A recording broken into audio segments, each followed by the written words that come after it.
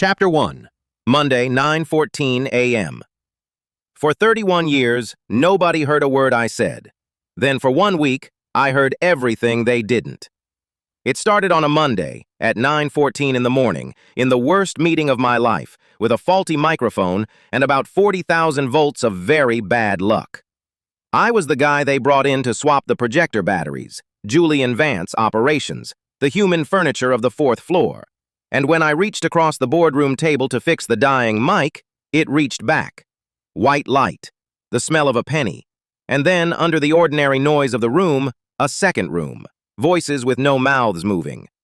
The first clear thought I ever heard belonged to Arthur Sterling, our chief financial officer, who was smiling warmly at the CEO while he thought, in the crisp, bored tone of a man reading a grocery list, "On Friday, I'll frame her, pin the paperwork on the new girl, and be in a country with no extradition treaty by Monday."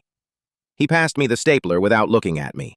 I had 4 days, a nosebleed coming on, and a talent no one alive would ever believe. By Friday, one of us was going to wish I'd stayed exactly as invisible as he thought I was. Let me back up 9 minutes, because 9 minutes earlier, I was just a man kneeling under a conference table with a battery in my mott. That's a thing I do, don't judge me. When your hands are full of dead batteries and live ones, and there's no clean surface in a boardroom that costs more per hour than I make in a week, you hold the spares in your mouth. I was down there in the footwell of the Vanton Group executive suite, coaxing the wireless presenter back to life so that the quarterly review could proceed and 11 very important people could look at a bar chart. Nobody talks to the man under the table. That's the first rule of being me. You become a kind of weather.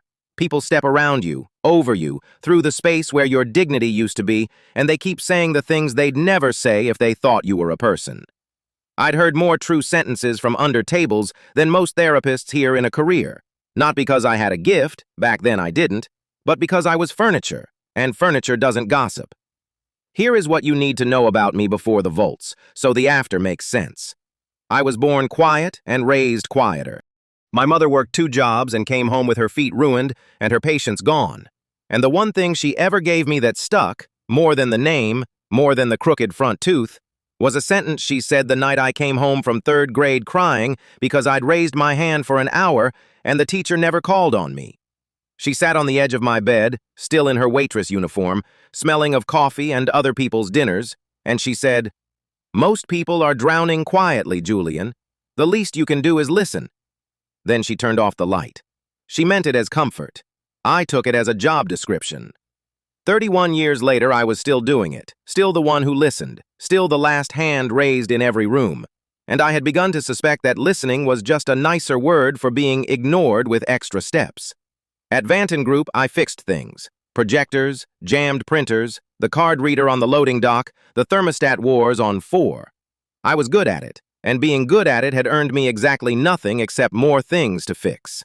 My badge said Operations Analyst, which is corporate for knows where the fuse box is. 11 years. 2 performance reviews where my manager called me reliable, which in my experience is the word people use for a chair.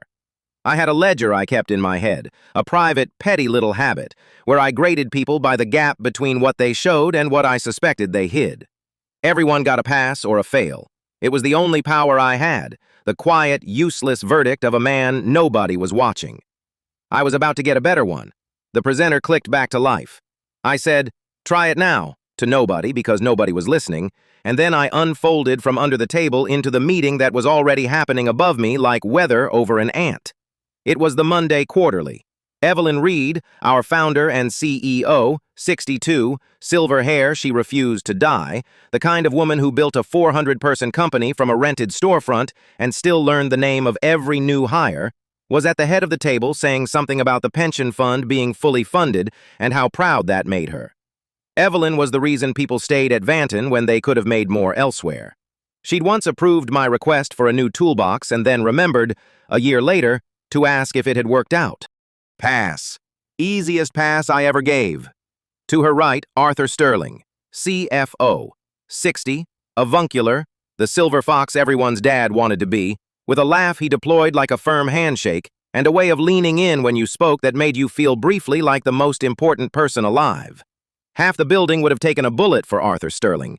I'd have graded him a pass without a second thought that morning, and that, right there, is the whole terrifying point of this story. The mic in front of Evelyn had been buzzing all meeting, a wireless gooseneck with a loose base, plugged into a power strip that had clearly been assembled by the lowest bidder. I reached to reseat it. My knuckle found the metal collar. Somewhere in the guts of that cheap strip, a fault had been waiting all morning for a grounded human, and I was the most grounded human in that building in every sense that didn't matter. The world went white and rang like a struck bell. I don't remember falling. I remember the smell, sharp, metallic, a mouthful of pennies, and the fluorescent tubes overhead screaming their thin electric hymn, and then a sound underneath the sound. Like when you're at a party and you suddenly, accidentally, tune into one specific conversation across the room and it snaps into clarity. Except it was 11 conversations, and none of the mouths were moving. "Oh God, he's going to sue us," was Spencer Thorne, the COO, 45 and beautiful the way a knife is beautiful, thinking it without a flicker of concern for me, only for the liability. Is he dead? I did not sign up for a death today. My sister said this company was cursed. That was a junior associate I didn't know, half standing. I hope this doesn't push the meeting long. I have a call at 10, a VP whose name I never learned, and honestly, fair. And then, cutting through all of it, warm as a fireplace and cold as the space between stars, Arthur Sterling. He was already up, already coming around the table, already arranging his face into the exact expression of a concerned grandfather. His hand landed on my shoulder. His voice, out loud, said, "Julian. That's your name, isn't it? Julian, don't move, son. We've got you." And every person in that room saw a good man rushing to help the fallen help. Under it, in his own head, in that grocery list monotone, Arthur Sterling thought, "Perfect. Now everyone remembers me kneeling next to the electrocuted maintenance man on the day I start moving the pension. Nobody watches a Good Samaritan. Nobody ever watches the quiet ones." I looked up at his kind, crinkled, lying eyes, and I did the single most important thing I have ever done in my life. I kept my mouth shut. Not out of cunning, out of shock, and a nosebleed I could feel starting, and the animal understanding that something enormous and impossible had just happened to me, and the last thing I should do was announce it. So I let them help me up. I let Evelyn Reed herself press a napkin to my nose and say, "You poor man, we're getting you to a doctor." And I heard her think, underneath, "This is my fault. I've been saying we need to replace those strips for a year." And I gave her a pass so clean it hurt. I let Spencer Thorne think about lawsuits. And I let Arthur Sterling walk me to the door with a fatherly arm around my shoulders, all the way narrating a cheerful little plan inside his skull that I have not, to this day, been able to fully forget. Here is what I learned in the next hour, sitting in the fourth-floor break room with a wad of napkins on my face and my whole nervous system rewired by a power strip. I could hear thoughts, not memories, not secrets buried deep, the surface. Whatever was crossing a person's mind right then, in their own voice, their own cadence, their own particular flavor of contempt or worry or wanting. It had a range, roughly a room, maybe 40 feet, walls thinning it to mush. Get me alone in an empty hallway and the world went blessedly silent.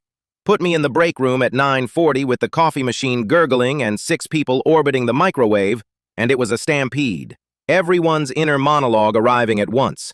"I'm so tired," and "Did she text back?" and "If I take the last bagel, will Beth say something?" and "I think I left the stove on."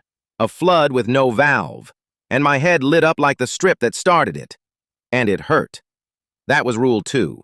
And Rule 2 never went away. The nosebleed wasn't the shock. It was the listening. Every time I strained to pick one voice out of the crowd, or held a channel open too long, or hit a room too full, something behind my eyes clenched, and a hot copper line ran down my lip. By 10 a.m., I'd learned to press 2 fingers under my nose the way other men check their phones. It flickered, too. The signal wasn't steady. When I was calm, it came in clean. When my heart rate climbed, when I most needed it, it stuttered and dropped like a bad call in an elevator, cutting out for exactly the seconds I couldn't afford. A superpower that fails under pressure is just anxiety with extra features. I didn't know that yet, sitting in the break room. I was still in the giddy stage, the stage where you've been handed a magic thing and haven't found the corners of the box. I found the first corner around 9:50, When Beth from Accounts Payable came in and I heard, arriving fully formed, he absolutely took the last of the good creamer and put the empty carton back in the fridge, and I nearly said, "It was the guy in shipping," out loud. That was Rule 5, the one that would nearly blow my cover a dozen times before Friday. You cannot answer a question no one asked out loud. The thought and the face don't match, and if you respond to the thought, you're the crazy one in the room. I bit my tongue on Beth. I would spend all week biting my tongue. Rule 3. I couldn't turn it off. Not that morning. It was a radio with a broken switch, tuned to everyone, all the time, and the only volume knob was walls and distance, and, I'd learn, a kind of exhausted concentration I couldn't sustain. Rule 4, the big one, the one that turned a miracle into a trap. I couldn't prove a single word of it. Think about it. Really sit in it the way I did, in that break room, as the enormity landed. I knew, with a certainty I'd never had about anything, that the beloved CFO of Vanton Group intended to rob 400 people of their retirement, frame the CEO who'd learned my name, and hang the whole thing on a kid who'd been here 9 days. I knew it the way you know your own address. And there was not one court, one cop, one HR complaint, one human being on the surface of the earth to whom I could say, "I read his mind," and get anything but a compassionate referral to a neurologist. You find out who someone really is the second they're sure no one can hear them. I built my whole ledger on a soft version of that truth, the region you get from body language and tone, and the things people forget to hide. Now I had the hard version, the total version, piped directly into my skull, and it came with a curse attached. The more certain I was, the crazier I'd sound saying it. The 9 days kid, by the way, was real. I found that out at 10:15 when she walked into the break room to refill her water bottle, and I heard her before I saw her. "Please, please, please let me not screw this up. Everyone here has been so nice. Mr. Sterling even said I have a real future. Don't cry over the spreadsheet again. It's just a spreadsheet. You are a professional adult woman. Okay, water. Get water. Breathe." She was maybe 24, cardigan buttoned wrong by 1, ID badge so new the lanyard still had fold creases from the packaging. Chloe Nguyen, finance. She smiled at me, an actual smile, at the furniture, at the man with napkins up his nose, and said, "Oh gosh, are you okay? I heard someone got shocked in the boardroom. That's so scary." And she meant every syllable, and inside she was drowning quietly. And I thought about my mother, and I gave my Tran a pass and something else besides. Something that felt, for the first time in 11 years, like a reason. Because I knew what Arthur Sterling had planned for her. On Friday, I'll pin the paperwork on the new girl. She was the new girl. She was going to worry about her spreadsheet and go home and microwave dinner for one, and on Friday afternoon, a very kind older gentleman was going to make her the most hated person in the state for a crime she didn't commit, and she would never see it coming, because she was exactly the person I used to be. The last hand raised, the one nobody watches. Not this time. That was the thought I had, sitting there, bleeding, half electrocuted, 31 years old, and finally, catastrophically, in possession of something worth having. Not this time. I've spent the rest of Monday learning the shape of the thing. I found excuses. That's the operations man's superpower, the mundane one. I have a reason to be everywhere. A flickering light on the finance floor. A scheduled check of the badge readers. The thermostat, always the thermostat. I carried my toolbox like a passport and drifted close to Arthur Sterling's world, close enough to hear, and I listened the way my mother taught me. Except now there was nothing quiet about the drowning at all.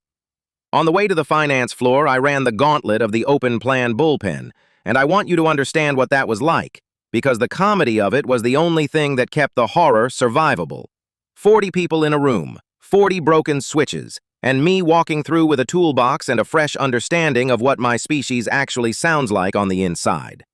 A man in an expensive suit, projecting total command into his phone. Yes, absolutely, we'll circle back.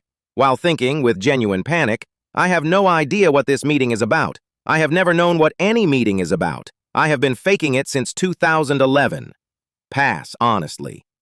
A woman nodding along in a stand-up while composing in perfect detail the email she was going to send the second it ended. An email that opened, "Per my last message."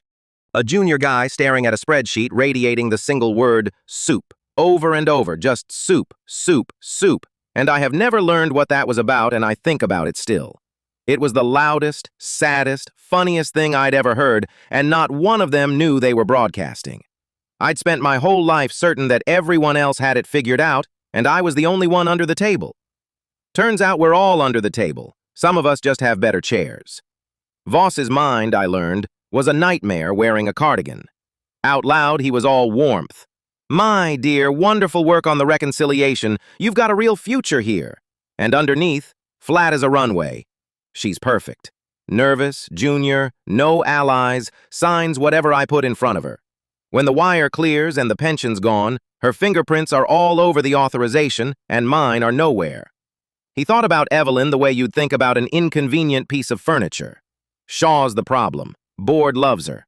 But if the money vanishes on her watch, through her CFO, with the paperwork routed through her new hire, she's negligent at best, complicit at worst, and either way, she's out. He thought about all of it with less feeling than I'd think about a parking spot. And every so often, like a nervous tick made of pride, that refrain, nobody ever watches the quiet ones. He was right, historically. The clock I pieced together by mid-afternoon, drifting past the finance floor with a screwdriver I didn't need. It wasn't vague. Voss didn't do vague, he did calendar invites. There was a wire transfer window, the last confirmed same-day international transfer of the week, and at 3 p.m. Friday the pension fund's holdings would move, authorized by paperwork bearing my trans login, blessed by doctored access logs, into an account that would ricochet through 3 jurisdictions and cease to be findable roughly around the time Arthur Sterling was ordering a second drink somewhere without an extradition treaty. Friday, 3 o'clock. 4 days. The number sat in my chest like a swallowed coal. I want to tell you I felt heroic. I didn't. I felt like a man who has found a fire and has no water and no voice anyone would believe, and who is realizing, slowly, that the only firefighter in the building is him. Because that was the trap, and I kept walking back into it all day like a tongue to a sore tooth. I had everything, and I had nothing. I had the whole plan, the who, the how, the exact hour, delivered in the criminal's own voice, and I could not use a word of it. Walk into Evelyn Reed's office and say, "Arthur's going to rob you Friday. I heard him think it." I'd be escorted out by lunch, gently, kindly, the way you handle a good employee who's clearly not okay after a nasty shock. Go to the police? And how did you come to know this, Mr. Vance? Go to Voss himself? God, no. The one thing worse than a villain who doesn't know you're watching is a villain who finds out. So the knowledge, my impossible perfect knowledge, was useless. Worse than useless, a secret that would rot in me while a kind old man in a cardigan quietly ruined 400 lives on a Friday afternoon. Unless I could turn it into something else. Unless I could take the one thing I could never prove and use it as a map, knowing where to look, what to record, which door would be unlocked, and which drawer held the paper that hadn't been shredded yet. I couldn't put my telepathy on a witness stand. But telepathy could tell me exactly where the hard proof lived, and hard proof doesn't need to be believed. Hard proof just needs to be shown. I sat with that as the 4th floor emptied around 5, the fluorescent hymn dimming to its evening key, my nose finally dry, my head a slow throbbing bruise, and my Tran walking past the elevator with her buttoned wrong cardigan and her real future, waving goodnight to a man she thought was furniture. I waved back. For 31 years, nobody heard a word I said. My mother told me most people are drowning quietly, and the least I could do was listen, and I'd spent 3 decades listening to a world that never once turned around. Now the world's whole hidden voice was pouring into my head whether I wanted it or not, and it had handed me, first thing, on a Monday, at 9:14 in the morning, the exact sound of a good man's cheerful, bottomless cruelty. You find out who someone really is the second they're sure no one can hear them. Arthur Sterling was very sure no one could hear him. He was wrong. I stood, put my toolbox on my shoulder, and did the only math that mattered. It was Monday evening. The wire went at 3 o'clock Friday. That gave me the work week to do the thing that terrified me more than the volts had. To be seen. To make people listen. to take a secret that lived only inside my aching skull and drag it, piece by documented piece, out into a light that a court could see.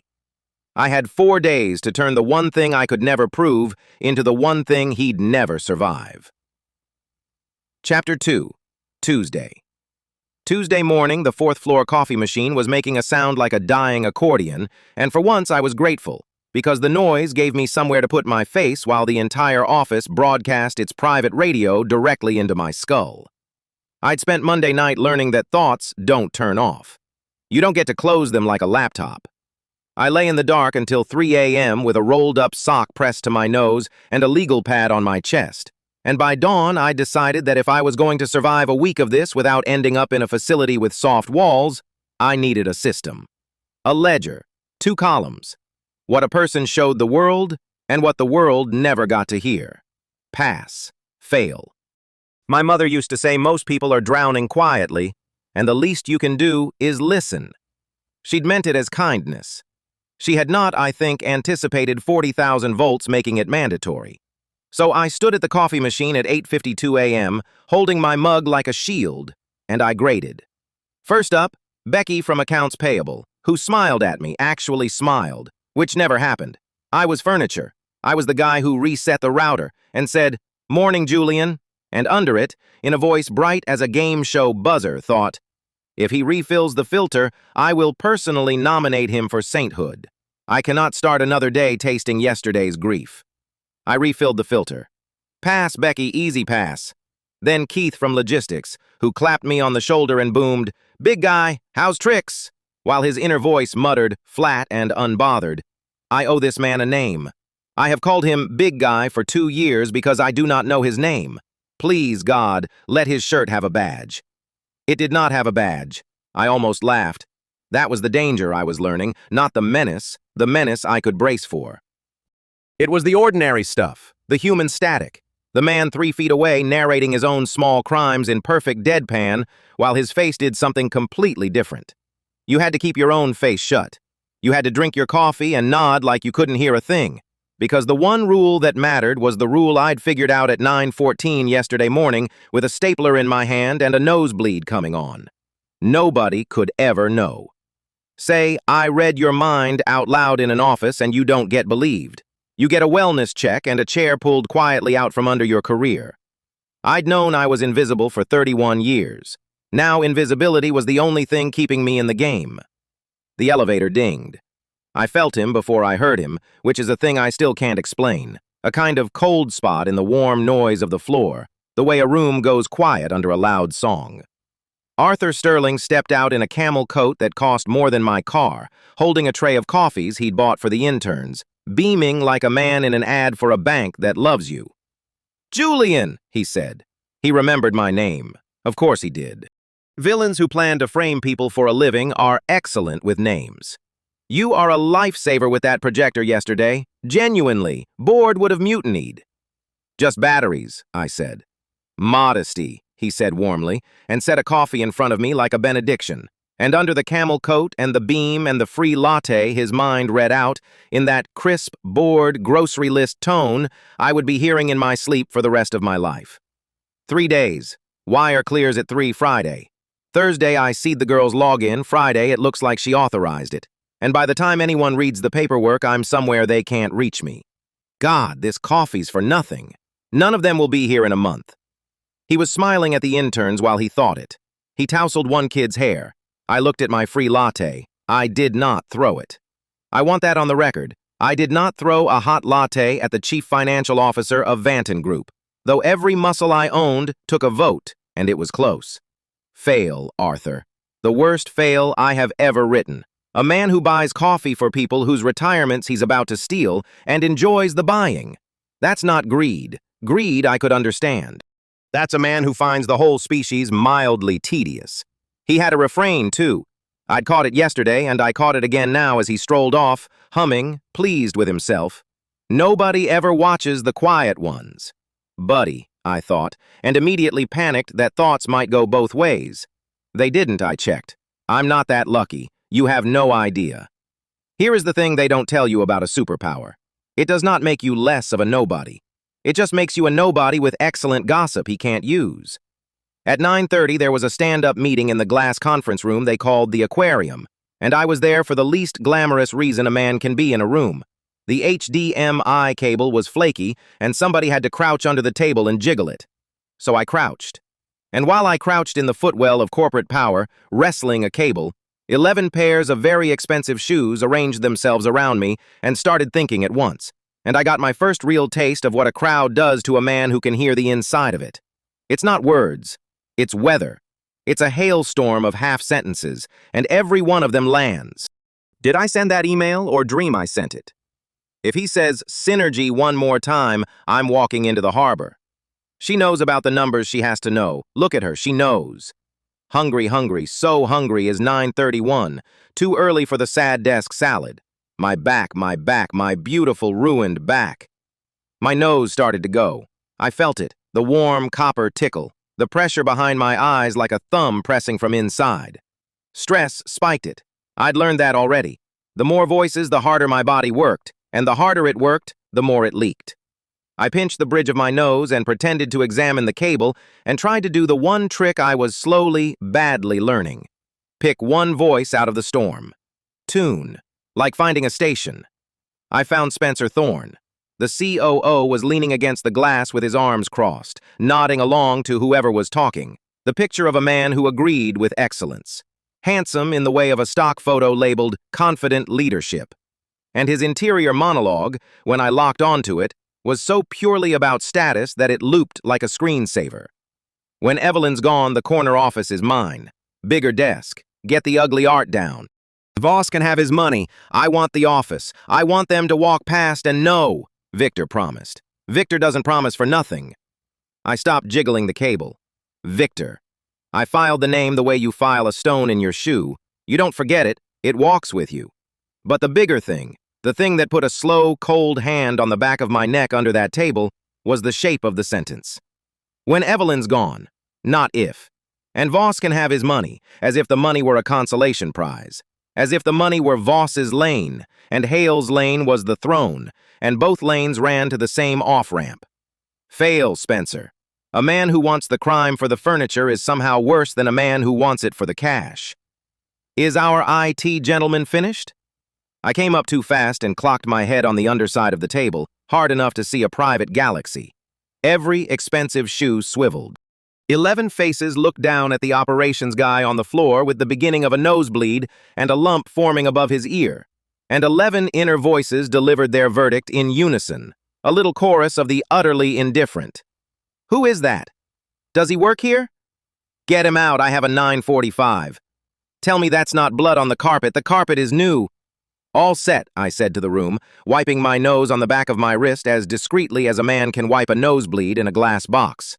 Cables seated. Nobody said thank you. Spencer Thorne looked through me like I was a smudge on the glass he'd have someone clean and said, "Great, so, moving on," and moved on. The meeting closed over the spot where I'd been like water over a dropped coin. I want to tell you I was above it. 31 years of being talked over, you'd think I'd have grown a callus thick enough. I hadn't. It still landed every time. The specific small humiliation of being a problem that got solved rather than a person who got greeted. I gathered my cable and my dignity, what was left of it, and I left the aquarium with a nosebleed and a name, Victor. And the first true understanding that the thing I'd caught yesterday was bigger than one bored man's grocery list. You find out who someone really is the second they're sure no one can hear them. I was, apparently, the only person on the 4th floor sure of nothing. The elevator ride down cost me. 6 strangers in a steel box is not a place a man in my condition should ever be, and I know that now. But I hadn't taken the stairs, and I paid for it. 6 inner voices, no room to run, all of it at once. A woman rehearsing a resignation speech she'd never give. A man reviewing every word of a fight he'd had with his brother in 2009. Somebody praying, over and over, don't let it be beans. Whatever the meeting sandwiches are, do not let them be the bean ones. And then, cutting clean through all of it, a voice thinking with such crisp, specific dread, I forgot to mute. I'm on the all-hands call right now and I forgot to mute. And I just said the thing about the regional director's toupee to 700 people, that I laughed, out loud, in the elevator.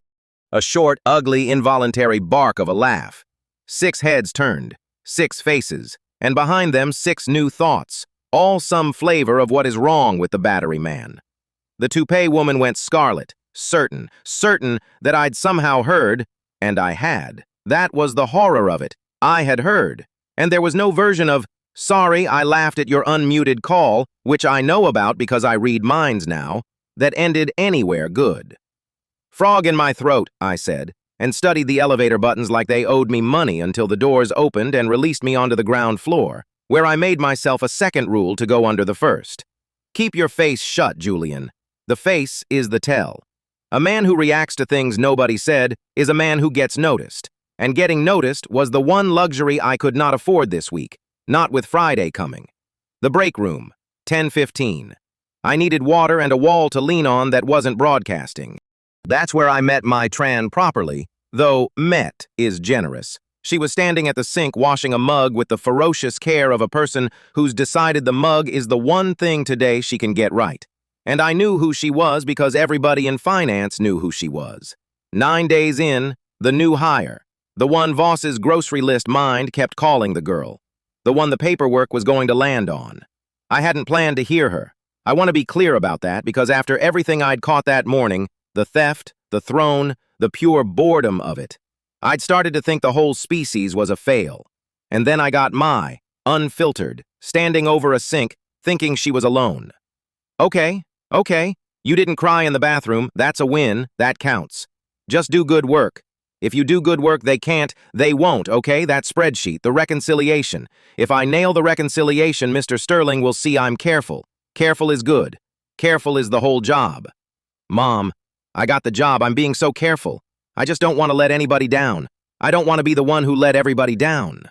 She set the mug in the rack, squared it so the handle lined up with the others, and turned around and saw me, and her whole face flinched into an apology before I'd said a word. "Sorry, did you need the sink?" "No," I said. "No, you're good. Take your time." That was the whole exchange. She smiled the smile of someone braced to be an inconvenience and slipped past me and out, and I stood there with my empty glass and a thing in my chest that hurt worse than the nosebleed. Pass. Underline it twice. My Tran. Careful with a mug because the world had taught her to be careful with everything. Thinking about her mom, terrified of the one thing that was about to be done to her on purpose by men who bought coffee they didn't care about. 9 days in, being careful. And Voss was going to route 40,000 volts of forged paperwork through her login and let her drown for it because, I heard it again, his little anthem, camel coat and free lattes. Nobody ever watches the quiet ones. I'd been the quiet one my whole life. I knew exactly what it cost to be unwatched. And now, for one absurd week, I was the guy watching. Somebody had handed me the drowning people detector, and the first thing it did was find the kid at the sink. The least you can do is listen. Fine, Mom, I was listening.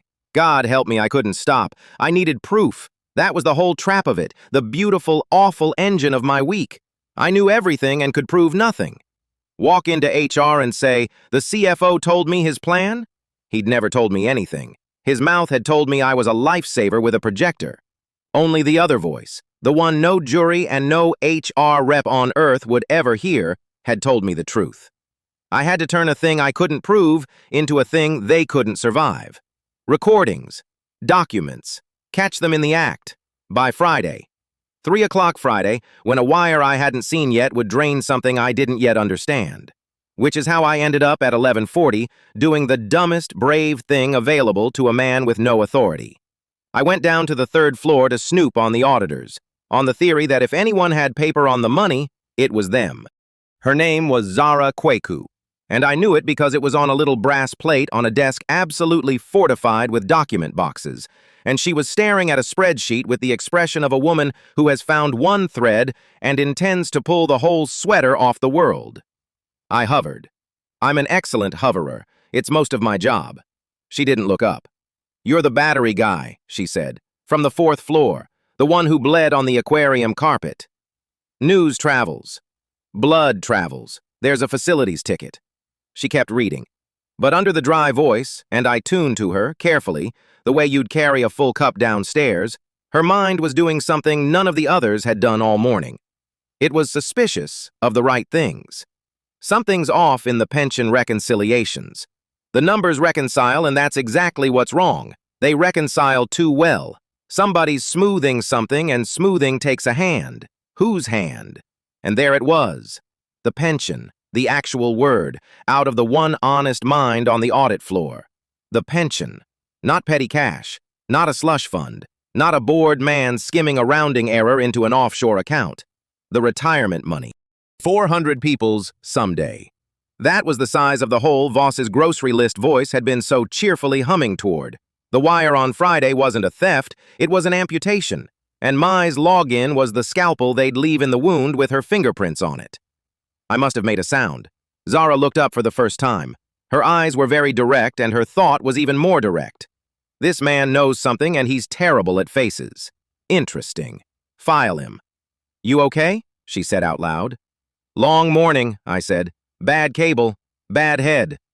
I backed toward the elevator because I could feel a nosebleed loading, and I did not want to bleed on the one person in the building who was already, without knowing it, on my side. Nice meeting you, Ms. Kweku. I didn't say my name. Brass plate, I said, and pointed, and fled. Pass, Zara. The only clean pass on a floor full of numbers. She'd smelled the smoothing without any magic at all, just a good nose and the nerve to trust it, and I filed her the way she'd filed me. Keep this one. I'd need her. I couldn't prove a word yet, but she could pull the thread I could only hear. I didn't leave that night. I told myself it was because the fourth-floor badge readers were glitching and somebody had to be there when the vendor called, which was even a little bit true. Mostly I stayed because the offices at night are the only place a man like me can hear himself think, on account of nobody else being there to think louder. At 9 p.m., the lights were down to the emergency amber, and the whole tower hummed that fluorescent hum, and a flashlight found me at my desk. Now you I know, said a voice warm as a radiator. You're the one who fixes things nobody thanks him for. Ray Jenkins had done nights at Vanton for 20 years, a big gentleman with a ring of keys and a way of standing that said he'd seen every kind of person come through those doors after dark and had opinions about all of them. And here's what undid me a little. When I tuned to him, braced for the usual static, his inside voice and his outside voice were the same voice. Kid looks like he's carrying a piano up a hill, been carrying it a while, too. Same words, more or less, that came out of his mouth. You look like a man carrying something heavy, son.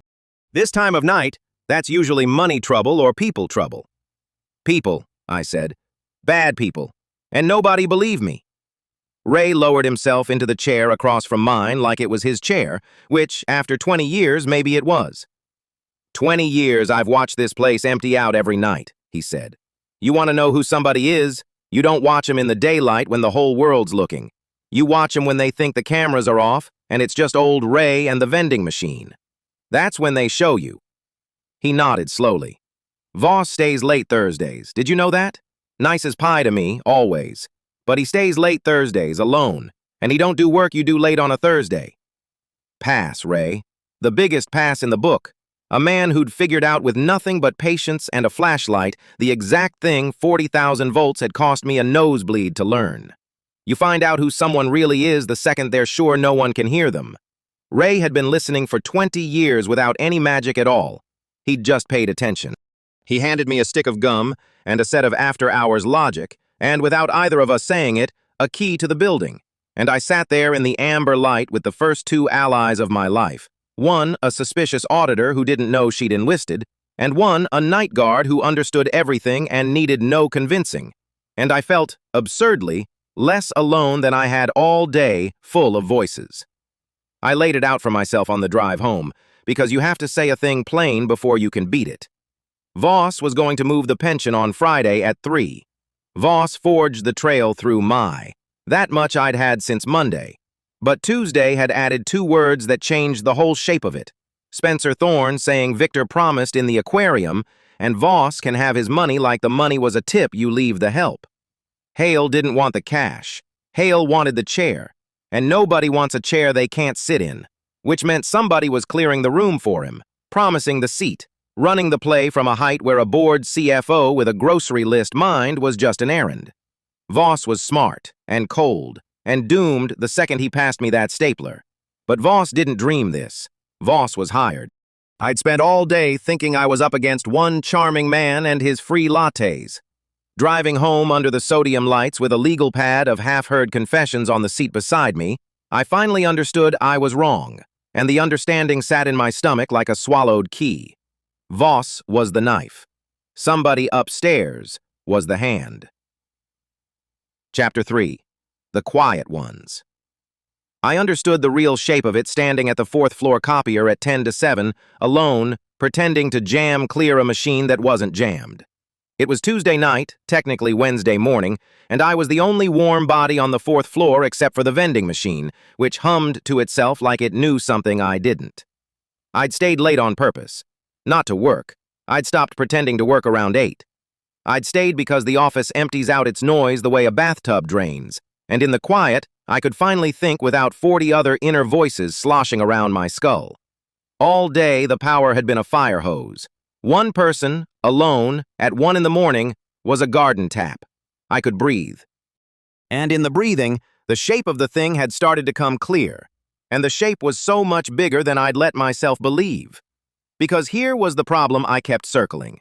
Arthur Sterling was going to divert the pension fund on Friday at 3 o'clock.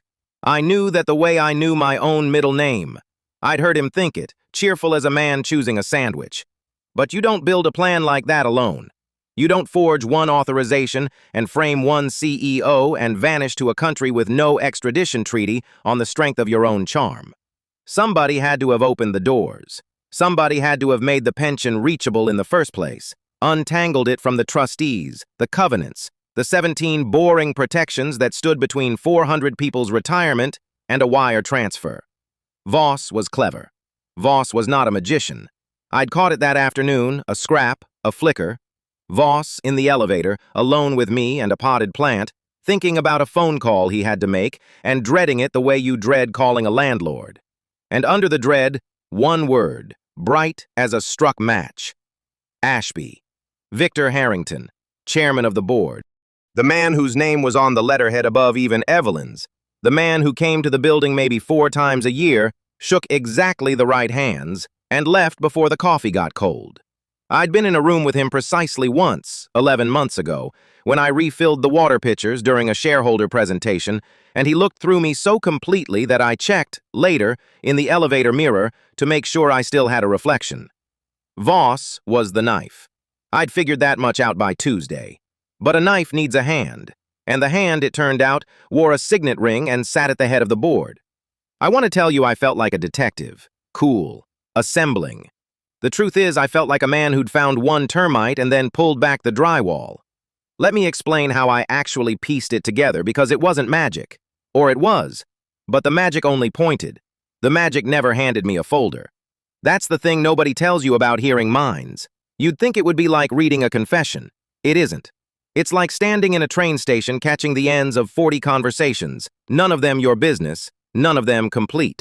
I got surfaces, what somebody was thinking right now, in their own voice, in their own tired little dialect of themselves. I didn't get the memo. I didn't get the account number. I got Voss thinking Ashby and the trustees signed off, thank God, and if Fuller holds his nerve on the logs, we're clean.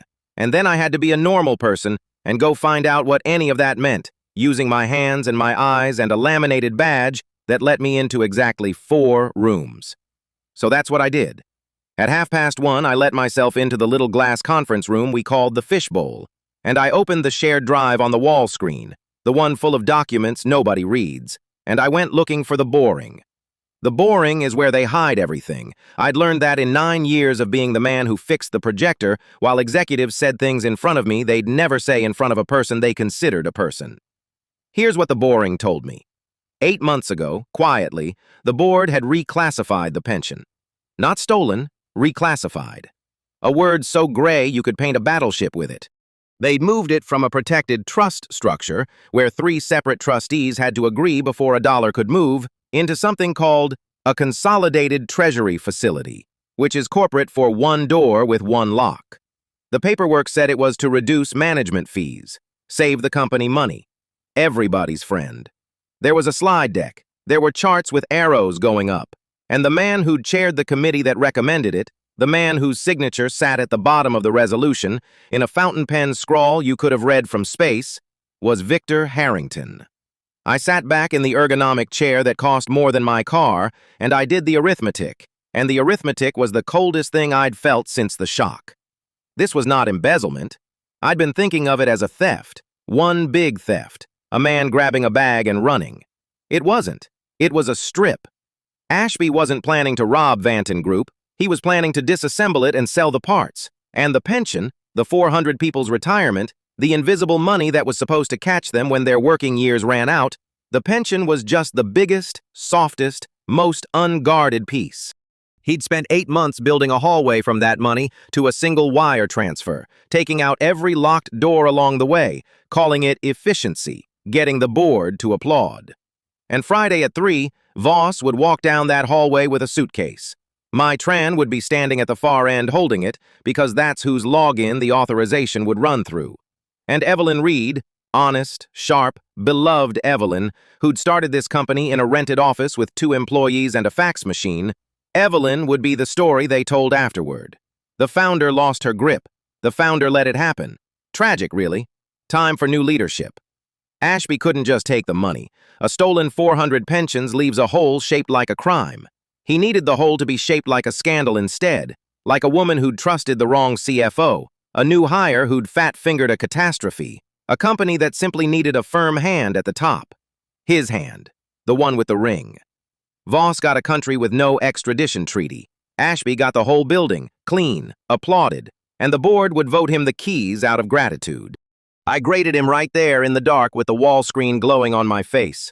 I keep a ledger, you understand. I've kept it my whole life, long before the voltage, grading people by the gap between what they show you and what they are. Voss was a fail I'd known since Monday. Warm mouth, refrigerator heart. But Voss at least knew he was a crook. He had the decency of a man who'd chosen the dark.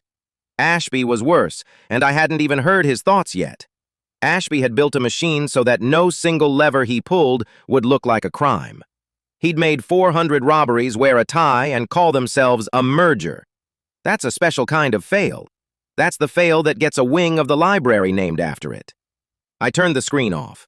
The fishbowl went dark, and my own reflection came up in the glass, and I looked, honestly, like hell.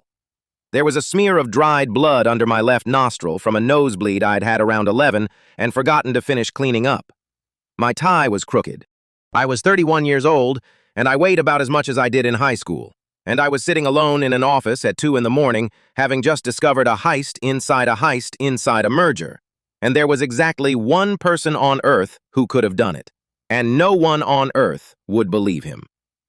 I read the chairman's mind is not a sentence you get to finish before they call your emergency contact.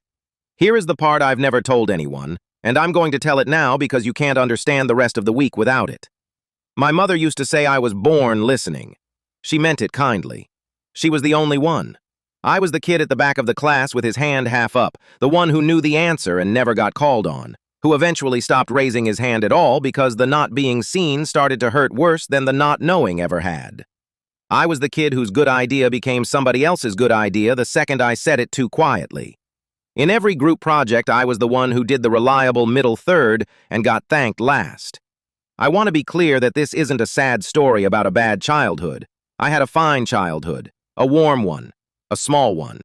It's a story about a specific kind of invisible that follows some of us out of the schoolyard and into the fluorescent hum and never really lets go.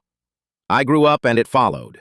I had the idea in year 3 at Vanton that saved the logistics department 4 days a month, and it went into a memo under a manager named Mark, and Mark got a plaque.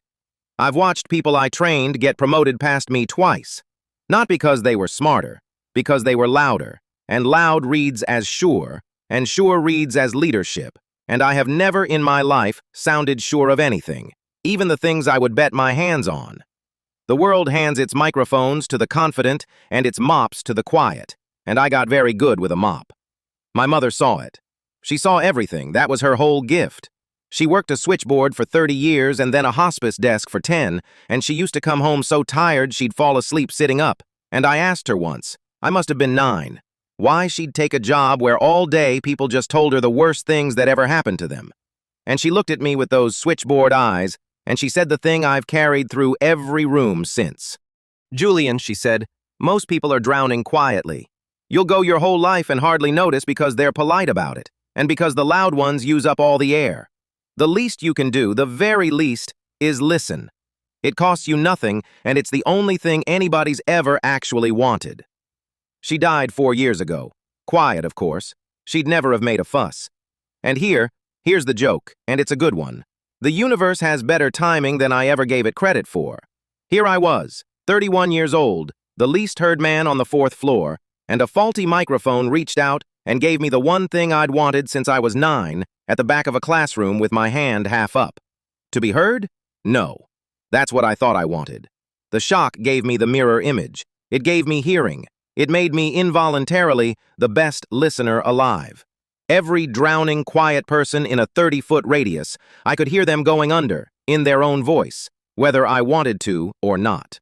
And I was going to spend it, the whole miraculous week of it, the one gift I'd ever been handed, on 400 strangers I'd never met, whose faces I wouldn't recognize in the elevator, whose retirement I was apparently now the only person on earth trying to save. Not on myself. Not on finally getting the plaque, the promotion, the room turning when I walked in. On strangers. On the drowning, quiet ones I'd never even be introduced to. I want to tell you I minded. Sitting there at 2 in the morning with blood under my nose, I honestly checked the way you press a bruise to see if it still hurts. And it didn't. It just felt like my mother had been right, and like this had maybe always been the job with my name on it, and it had only taken 40,000 volts to deliver the memo to the correct desk. The least you can do is listen. Turns out the most you can do is too. I should tell you about the cost, because the cost is real, and I was already starting to be afraid of it. The power was not free, and it was not stable. That first day it had come in like a flood. No walls, no doors. I'd nearly passed out in the boardroom from the sheer volume of it. 40 people's Mondays screaming at once. By Tuesday, I'd learned to squint mentally, to narrow it to one voice the way you tune a radio through static. But the tuning took something out of me. Every time I focused hard, really pushed, to catch a specific thought under the noise, it cost me. A headache that lived behind my right eye like a tenant who'd stopped paying. The nosebleeds, sudden and stupid, the worst of them on my one white shirt. A bone-deep tiredness that sleep didn't touch, the tired of a phone that charges slower every night. And it flickered. God, it flickered. That afternoon in the elevator, right when I caught Ashby, right when it mattered most, the whole thing had guttered like a candle in a draft and gone silent for a full 4 seconds. Voss's face still there, 6 inches away, and behind it nothing, a dead channel, just the ordinary muffled world everybody else lived in. Then it snapped back. But those 4 seconds had put a cold hand on my heart, because they told me something the manual never would have. This might not last. Maybe it faded a little every day. Maybe stress burned it faster. Maybe I had a week. Maybe I had until Thursday. Maybe it would leave me mid-sentence on Friday at 2:59 with the whole thing balanced on a knife. I had no way to know. It had arrived by accident, and I suspected in my gut it would leave the same way, a fuse quietly deciding it was done. Nobody handed me a battery indicator. I just had the growing certainty that whatever this was, I was spending down a balance I couldn't see, and I'd better spend it well, and I'd better spend it fast. Which, honestly, only made it more like my mother's shift. She never got to pick her days either. You just answer the switchboard while it's still lit. I did the math on it anyway, the way you can't help doing math on a thing that's leaking. Say it lasted the week. Say I got Wednesday, Thursday, and the front half of Friday at full strength, then a fade. That was, what, 60 hours minus sleep, minus the hours the office was too crowded to hear anything but noise. Call it 30 usable hours of the one impossible advantage a person had ever been handed, against a machine 8 months in the building and a chairman who'd never lost anything in his life. Put like that, it was almost funny. It was the kind of odds you'd laugh at if it were somebody else's week. I laughed, a little, alone in the fishbowl, and it sounded wrong in the empty room, so I stopped. The other cost, the one I didn't like to look at straight, was what the hearing did to me on the inside. Because you cannot listen to 40 people's private minds all day and come home the same person. You learn things you were never meant to carry, that the man who cuts you off in the hall is thinking about his father's hospital bill, that the receptionist who never smiles is composing, all day, letters to a son who won't call her back. It made the whole building tender in a way that hurt. I'd spent 31 years assuming the loud, confident people were exactly as solid as they looked, and the power had kicked that door down and shown me a building full of the drowning, all of them polite about it, all of them using what air they could grab. My mother had told me the drowning were everywhere. She hadn't told me what it did to you to actually hear them go under. I understood now why she slept sitting up. I almost went home. I want that on the record. I stood up. I got as far as the elevator. I pressed the button. The doors dinged open, all bright and empty, and I stood there thinking, you are one underweight operations analyst with a nosebleed and a hallucination. Go to sleep. This is not yours. And then I didn't get in the elevator because of a folder. Not a metaphor. An actual folder. On my way past the finance bullpen, I saw a light still on at a desk in the corner, one of those desk lamps somebody forgets, and I went over to switch it off the way you do, human furniture. That was still my job even now, and it was Mai's desk. I knew it was Mai's because it was the saddest desk in the building, and I mean that with love. 9 days in. She'd brought a tiny succulent from home and a mug that said, "World's okayest intern."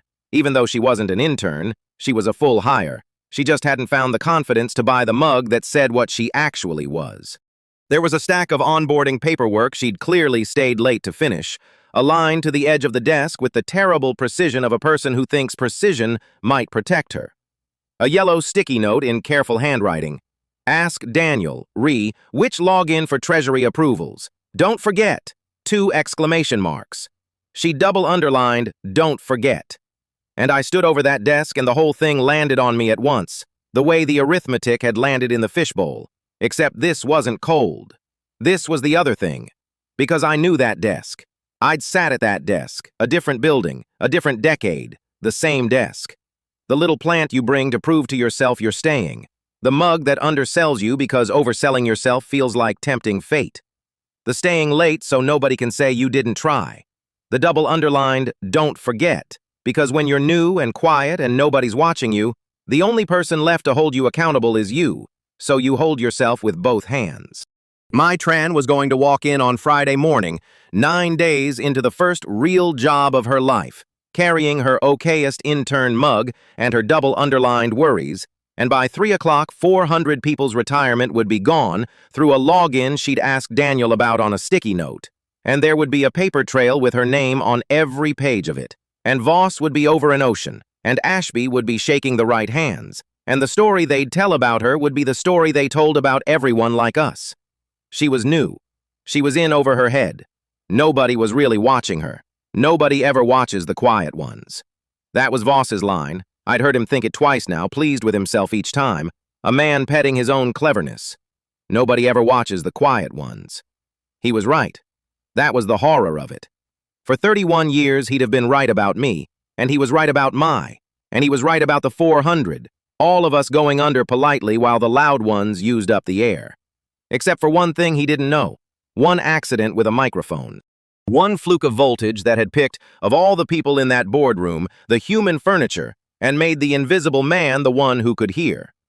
I switched off Mai's lamp. I didn't get in the elevator. I got out my phone and I started a list, in the Notes app, of the boring documents I was going to need to turn into things a person could actually hold. The trustee resolution, the reclassification deck, the Treasury access logs Fuller was going to doctor, the wire authorization template. I couldn't prove I'd heard a thought, but every thought pointed at a piece of paper, and paper you can prove. Paper doesn't care that no one believes you. That was the whole game now. Convert the impossible thing I knew into the ordinary thing they couldn't survive. I gave myself a grade 2 while I was at it. Standing in the dark bullpen over a stranger's succulent, 31 years unheard, 1 week of hearing, spending it all on people who'd never know my name. Provisional. Incomplete. But leaning, for the first time in my life, toward the good column. They were going to rob 400 people of their retirement and hang it on a kid who'd been here 9 days by Friday. Not if I heard them first. Chapter 4. Wednesday. The whiteboard in my apartment was a bathroom mirror and a dry erase marker I'd bought at the drugstore at 11 the night before, and by Wednesday morning, it looked like the wall of a man who had lost his mind in an interesting direction. Friday, 3 o'clock in the top corner, boxed twice. Arrows, names, a little stick figure I'd labeled me that stood off to the side of everything, holding what was either a stapler or a very small sword. I'd drawn it at 2 a.m., and I stood there at 7 a.m. brushing my teeth and looking at it and thinking, with the toothbrush foam going cold in my mouth, that most conspiracies probably start with somebody who couldn't sleep and had a marker.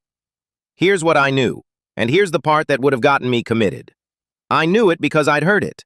Not all at once, in pieces, over 3 days, the way you hear a song through a wall and slowly assemble it into something you could hum. The power didn't hand you a document. It handed you a man's grocery list of the soul while he stood at the copier, and it was up to you to figure out that confirm the routing by Thursday was the difference between 400 people retiring and 400 people working till they dropped. So Wednesday was the day I stopped listening like a victim and started listening like an accountant. I got to Vanton Group at 8:40, badged in past Ray Jenkins, who was coming off the night shift and gave me the nod he gave people he'd decided were all right. Ray had watched this building for 20 years. He didn't hear thoughts. He didn't need to. He just watched, which it turns out is the low-tech version of what a lightning strike had done to me, and I was starting to think Ray's version was the better one, because it didn't come with a nosebleed. "Big day, Julian?" he said. "Battery day," I said, and held up my little bag of AAs like a man with a purpose. The bag of batteries was the best thing that ever happened to me. Nobody questions the guy with the batteries. The guy with the batteries can go anywhere. Finance floor, server room, the private elevator vestibule where the chairman's people stood around being expensive. I was the human equivalent of a potted plant that occasionally changed a smoke detector. Voss himself had a phrase for people like me. Nobody ever watches the quiet ones. He thought it the way other men breathe. I was counting on it. I want to tell you the plan the way I finally understood it, standing in that building with my bag of batteries, hearing it get built one thought at a time. Because that Wednesday was the day the fog turned into a machine, and a machine you can break. The wire. I found the wire first because the wire was the whole point, and everything else was just scaffolding around it. Friday, 3 p.m., a single outbound transfer draining the Vanton employee pension into a holding account with a name so boring it was clearly designed to be boring. One of those account names that's 4 unrelated words in a row, the fiscal equivalent of camouflage. From there, it would move again over the weekend, and again, splitting like mercury, until by Monday it was in a jurisdiction that answered subpoenas with a shrug and a fruit basket. I got the when from Voss, and the where from a woman in Treasury named Anika, who didn't know she was part of anything. She just knew she'd been told to keep a settlement window open Friday afternoon for the Ashby restructuring, and she thought, standing at the coffee machine while I pretended to inspect the coffee machine, why does a restructuring need the window open on a Friday? Everybody's mentally gone by 2. Good question, Anika. You have a better nose than you know. I graded her without meaning to. Pass. Confused, decent, being used. There were a lot of those in the building. They were the 400, more or less. They were who this was for. 3 p.m. Friday. Boxed twice on my mirror. The clock had a face now. The forged authorization. A wire that size can't just happen. Somebody has to authorize it. A real person, with a real login, clicking a real button that says, in effect, yes, move the retirement of 400 people, I'm sure. And here was the genius of it, the cold, clean genius that made my stomach turn. It wasn't going to be Voss's finger on that button. On paper, in the logs, in the story they'd tell afterward, it was going to be my Tran. My. 9 days in, 26 years old, still bringing her own mug from home because she wasn't sure which cupboard was hers. I'd heard her think, that very morning if I keep my head down and don't mess up, they'll keep me, which is the saddest thought in the corporate language, and one I'd thought roughly 9,000 times in my life. She was me with better posture. She was the before photo, and they'd picked her. I heard Hale confirm the logic, smooth as a man ordering wine, precisely because she was new. New enough to have credentials, new enough to have no allies, Knew enough that when it all came apart, the story, "The anxious rookie made a catastrophic error and then panicked," would slide down the throats of the board like an oyster. Here's how they'd do it. Mai's access had been quietly, generously expanded on Tuesday. I'd caught Voss thinking about it, pleased. Give the girl the keys. She'll be so grateful.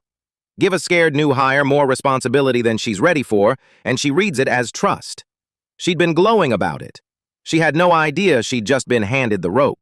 Then, Friday, the authorization for the transfer would be routed through her login, time-stamped, credentialed, hers, while the actual human pressing the actual keys would be somebody else entirely, somewhere she couldn't see.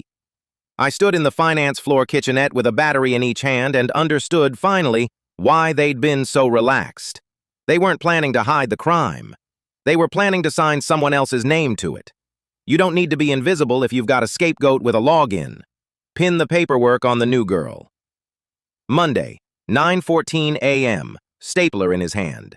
He'd said it, thought it, like a man deciding on the beige folders over the blue. I had that one filed in the front of my skull where it wouldn't fade. The doctored logs. But a forged authorization is only as good as the trail behind it, and Mai's real trail, where she actually was, what she actually clicked, the innocent, boring truth of a rookie's first 2 weeks, would blow the whole thing up the second anyone competent looked. Enter the two names I'd been circling all morning like a man trying to remember where he parked. Spencer Thorne, the COO. Smooth, tan in February, the kind of man who says, "Let's take this offline," and means, "Let's make sure there's no record." Hale wasn't a numbers guy. Hale was a story guy. His job in the machine was to make sure the story about Mai held together in a room full of important people. To walk into the board meeting and say, gravely, sorrowfully, "We trusted her, and look," while wearing the exact face of a man who was devastated. I'd graded him Tuesday. Fail. Not the interesting kind of fail either. Hale's inner voice and outer voice were almost the same, which sounds like integrity until you realize it just means he'd hollowed himself out so completely there was nothing left inside to disagree with the lie. And then there was Owen Fuller, head of IT security, and God help him, the weak link. I'd sat near Fuller in the elevator that morning, and it was like sitting next to a smoke alarm with a low battery, a constant, anxious chirp of dread under everything. On the outside, Fuller was doing his best impression of a man who does crossword puzzles and coaches his kids' soccer team. On the inside, he was thinking, in a tight little loop, just the timestamps, that's all. Just move the timestamps. It's just numbers, it's not like it's real. And then, quieter, the part he was trying not to think. 400 people, though. He knew. That was the thing about Fuller. Voss didn't know he was cold. He thought he was warm. Hale didn't feel anything at all.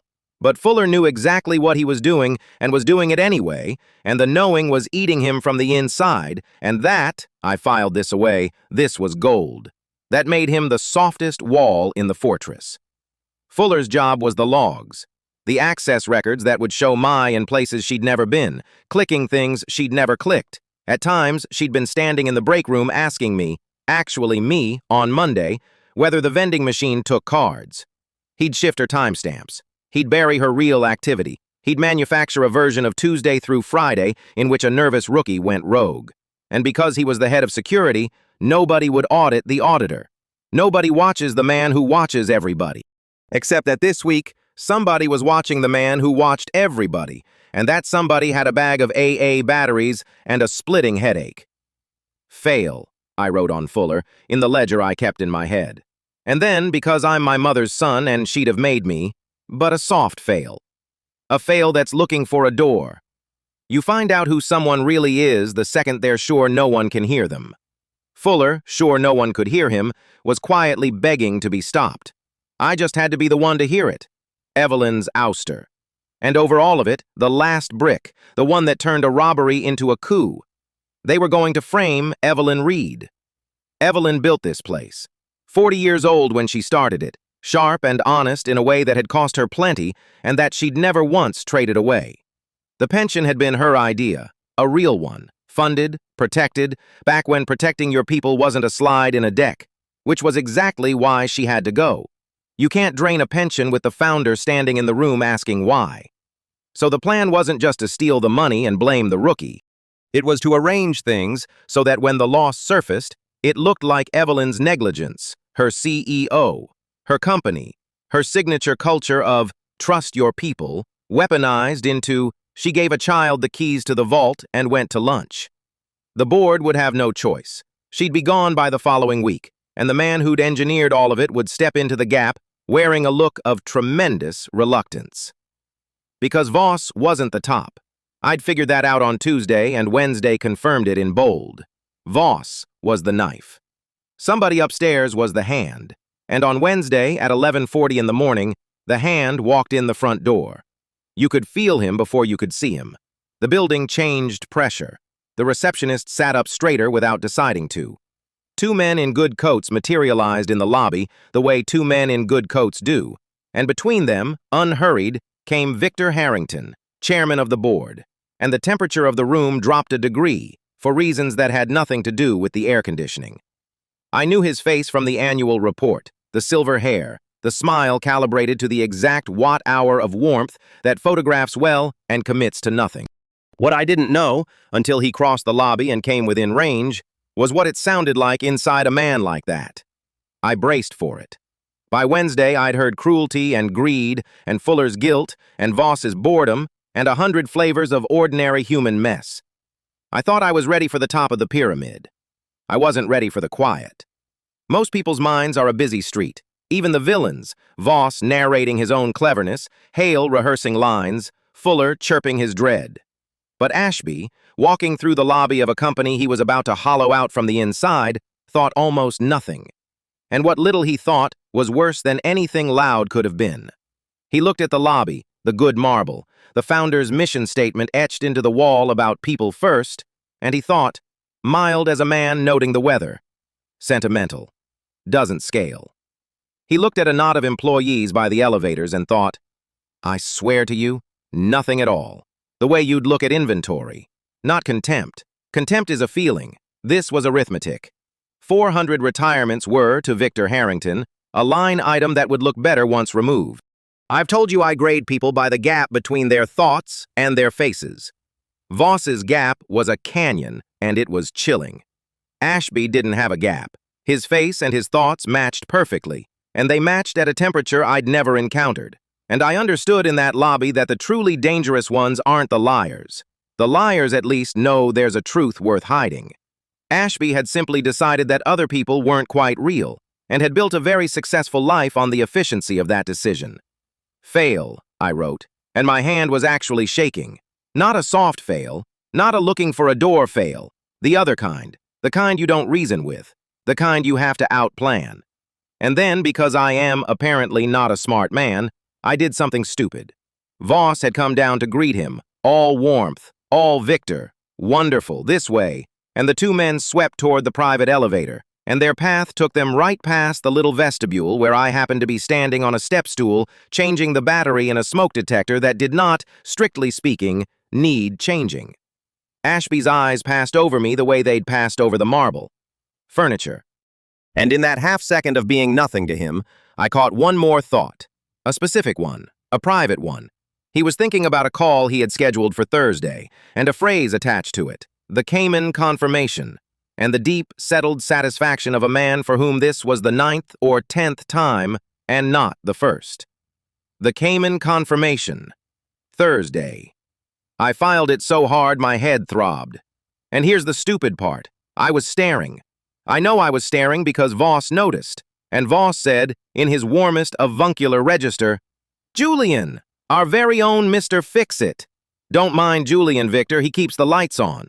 And I should have smiled and looked down and been furniture. Instead, I heard myself say, light, casual, an idiot with a battery in his hand. Have a good trip Thursday, Mr. Harrington. The lobby didn't change. Voss laughed and steered him onward. Ashby didn't break stride. To anyone watching, it was nothing. A fix-it guy mumbling small talk at a chairman who'd already forgotten him. But I was in range, and I heard it. For one clean, cold second, the quiet in Victor Harrington's head stopped, went still in a different way, the stillness of a very old, very careful animal that has just heard a twig snap somewhere it was sure it was alone. One thought, sharp as a struck match. I didn't mention Thursday. He hadn't. Not out loud, not to anyone in that lobby. And a man who has done this 9 or 10 times doesn't dismiss a snapped twig. He turned his silver head, just slightly, just enough to actually look at me. The first time all day anyone at the top of that building had looked at me like I was a real thing in the world. And I saw the arithmetic behind his eyes take a new variable, and very quietly begin to solve for it. Then the elevator doors closed on him and Voss and their expensive coats, and I stood on my step stool with my heart going like a snare drum, and I thought, with the specific clarity of a man who has just handed the enemy a reason to notice him, "Julian, you magnificent moron." I got out of the vestibule before my nose started, but it started, a hot copper thread, the tax the power charged for every big day, and I caught it in a paper towel in the 4th floor men's room and stood there with my head tipped back, listening to the fluorescent hum and doing the math I actually needed to do. Because I had the machine now. All of it. On my drugstore mirror at home, it would fit into arrows a child could follow. The pension, drained Friday at 3 p.m. by a single wire to a boring account, bound for Ashby's Cayman confirmation. The button pressed under Mai's stolen login, her access generously expanded Tuesday so she'd have rope enough to hang with. Her real trail scrubbed and rewritten by Owen Fuller, who knew it was wrong and was doing it anyway and hated himself in a way that might, if I timed it right, become a door. The story sold to the board by Spencer Thorne, who felt nothing and would grieve beautifully. And Evelyn Reed framed as the negligent founder who trusted a child with the vault, cleared out of the way so the hand could close over everything the knife had cut open. Voss thought he was robbing a company. Voss didn't even know he was a tool. The real theft was Ashby's, cold and repeated and boring to him as a grocery list, and the only person in the entire building who knew the whole shape of it was the man with the batteries and the nosebleed, who couldn't prove one single word of it, because his source was 40,000 volts of very bad luck. But I didn't need to prove what I heard. I just needed to be standing in the right place, with the right recording device or the right document or the right pair of eyes, at the exact moment they did the thing I already knew they were going to do. The telepathy wasn't the evidence. The telepathy was the map. It told me where to dig. I still had to dig. Friday, 3 p.m. 2 days. The clock had a face, and the machine had a diagram, and for once in my invisible life, I was 3 moves ahead of everyone in the building. I should have felt good. I felt for about 90 seconds like a genius. Then the 90 seconds ended because I made the mistake of walking back past the glass-walled conference room on 4, where Voss and Hale had ducked in after seeing Ashby off, and I was still in range, and the surface thoughts came through the glass the way they always did, low and clear under the noise of the day. Hale, smoothing his tie, thinking about the timeline. Once the girls locked in, we're clean.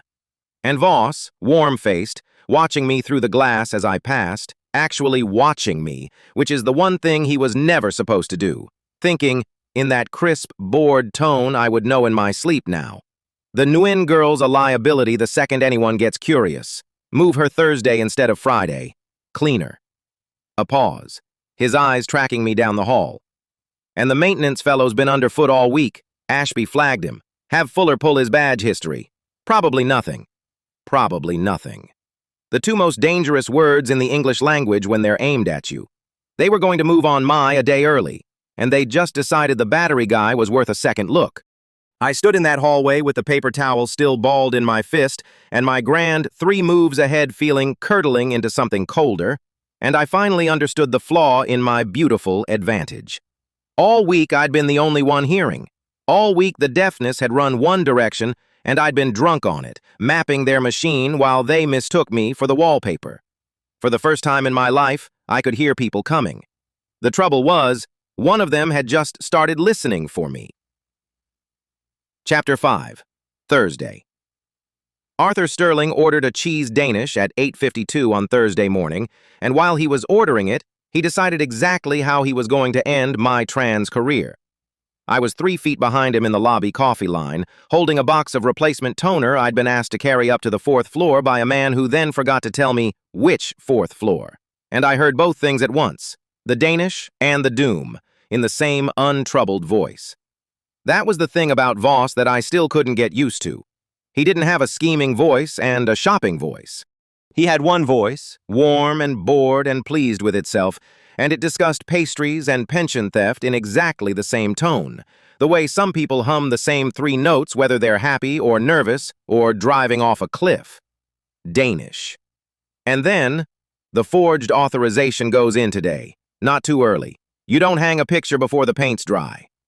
He paid with a tap of his watch, smiled at the barista, called her by a name that wasn't on her tag and wasn't hers, and walked to the elevators like a man who had never once in his life had to wonder whether he'd get away with something. I stood there with my toner and my nosebleed budget for the day already half spent, and I thought, today's the day they build it. By Friday, the wire. By Friday, the frame. And today, Thursday, the day they nailed the boards together with Mai's name on them. I kept a ledger, back then, in the only place nobody could subpoena it, my own head. A grade for everyone, scored on the gap between the face and the thought behind it. Voss had been a fail since 9:14 Monday morning, but a grade isn't proof. That was the whole miserable engine of my week. I could hear the truth like a radio nobody else could tune, and I couldn't play 1 second of it for anyone who mattered. I read his mind is not a sentence you say to auditors. It's a sentence you say to a doctor, right before he says a sentence back to you. So I didn't need to stop them from building the frame. I needed to watch them build it, all the way, and hold the receipt. The finance floor on Thursday had the specific hum of people doing ordinary work 6 inches away from something terrible. Mai was at her desk in the corner they'd given her, the corner you give the new hire, the one where the printer lives and the sun doesn't, squinting at a reconciliation spreadsheet and thinking, with the particular anxiety of 9 days in, I'm going to ask Daniel if this is right, and he's going to look at me like I asked whether water is wet. Pass. She graded pass every time, which was almost unbearable, because I knew what was coming for her, and she thought her biggest problem was Daniel's face. I had a work order, a real one for once, a flickering monitor in the finance bullpen, and I took my sweet, sweet time about it. I have never in my life been so grateful to be furniture. Julian Vance, operations, the guy who fixes the thing in the corner while important people say important things over his head. Nobody lowers their voice for the furniture. Nobody, it turns out, lowers their thoughts for it either. Voss came through at 9:40 with Spencer Thorne, and the temperature of the room changed the way it does when the 2 most powerful people on a floor walk in pretending to be casual. Hale was our chief operating officer, smooth as a rented car, and where Voss's inner voice was bored, Hale's was a mirror. Every thought was Hale checking how Hale looked having it. They went into the small glass conference room finance called the Fishbowl, which is a wonderful thing to name the room where you plan your crimes, and Owen Fuller was already inside, and Owen Fuller was already sweating. Owen ran IT security. He was the weak link and he knew it, which is the worst thing a weak link can know about itself. His inner voice was a man narrating his own anxiety in real time. Okay, it's fine. It's just logs. Everybody edits logs. That's not even... Is that even a crime? Editing a log? It's my log. It's the company's log. God, I need this to be over. I knelt at the flickering monitor 11 feet from the fishbowl's glass, unplugged a cable that was working perfectly, and settled in to eavesdrop on 3 men through a wall using the one talent no wall could stop. Here is the trouble with reading minds through glass while pretending to fix a monitor. You can hear everything and you can prove nothing. And if your face so much as flinches at the right moment, you're not the furniture anymore. So I ran the play I'd taught myself all week. Breathe. Let the room's noise sit on top like foam on coffee. Sink under it. Find the voice you want. Voss first, because Voss was the architect, and the architect always narrated. The authorization form's done, he was thinking, while his mouth said something pleasant about the quarter. It routes through the pension sub-account, dated for tomorrow, 3 o'clock. Mai's login pushes it. Not really, but the system will swear it did. Owen? Fuller, out loud, too fast. Yeah, so the access logs. I can put her badge on the 9th floor tonight after hours, timestamps between 6 and 8. That's when a person would do it. Quiet. Nobody around. Nobody ever watches the quiet ones, thought Voss, and I swear I felt my own teeth grind, because he thought it like a man reciting a favorite proverb, fond of it, warm about it. It was his line. He'd thought it Monday and he thought it now, and he'd think it, I was starting to understand, right up until the second it stopped being true. And the story hangs together? That was Hale, checking the mirror. When it comes apart Friday, the loss lands on her. The exposure lands on Evelyn for letting it happen on her watch, and the board. The board, said Voss, out loud, smiling, will do what the board's told to do. And underneath, in the board voice, Ashby handles the board, I handle the machine, and the new girl handles the fall. Ashby, the chairman.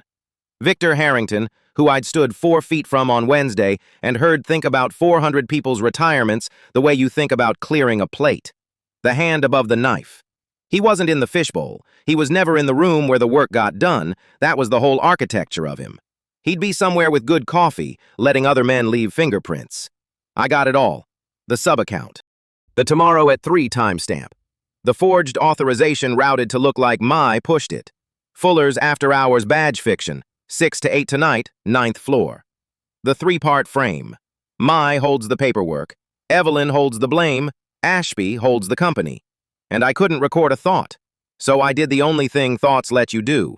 I turned them into a map, and I decided to let them draw the whole thing before I ever touched it. You don't stop a man mid-frame. You let him finish, sign it, love it, and then you hand it to the people who'll hate it. Guide the noose. Let him tie the knot so tight it can't slip when it's around the right neck. I plugged the cable back in. The monitor stopped flickering. Fuller's voice through the glass said, "Okay, so tonight I'll..." And then the nosebleed arrived like a bill. It came fast, the way they'd started to, a warm wire down my lip, and I got a hand up and a tissue out of my pocket that I now carried the way other men carry keys. But my vision did a thing it hadn't done before. The room's ordinary noise, the printer, the HVAC, 2 analysts arguing about a formula, didn't sink under. It rose up.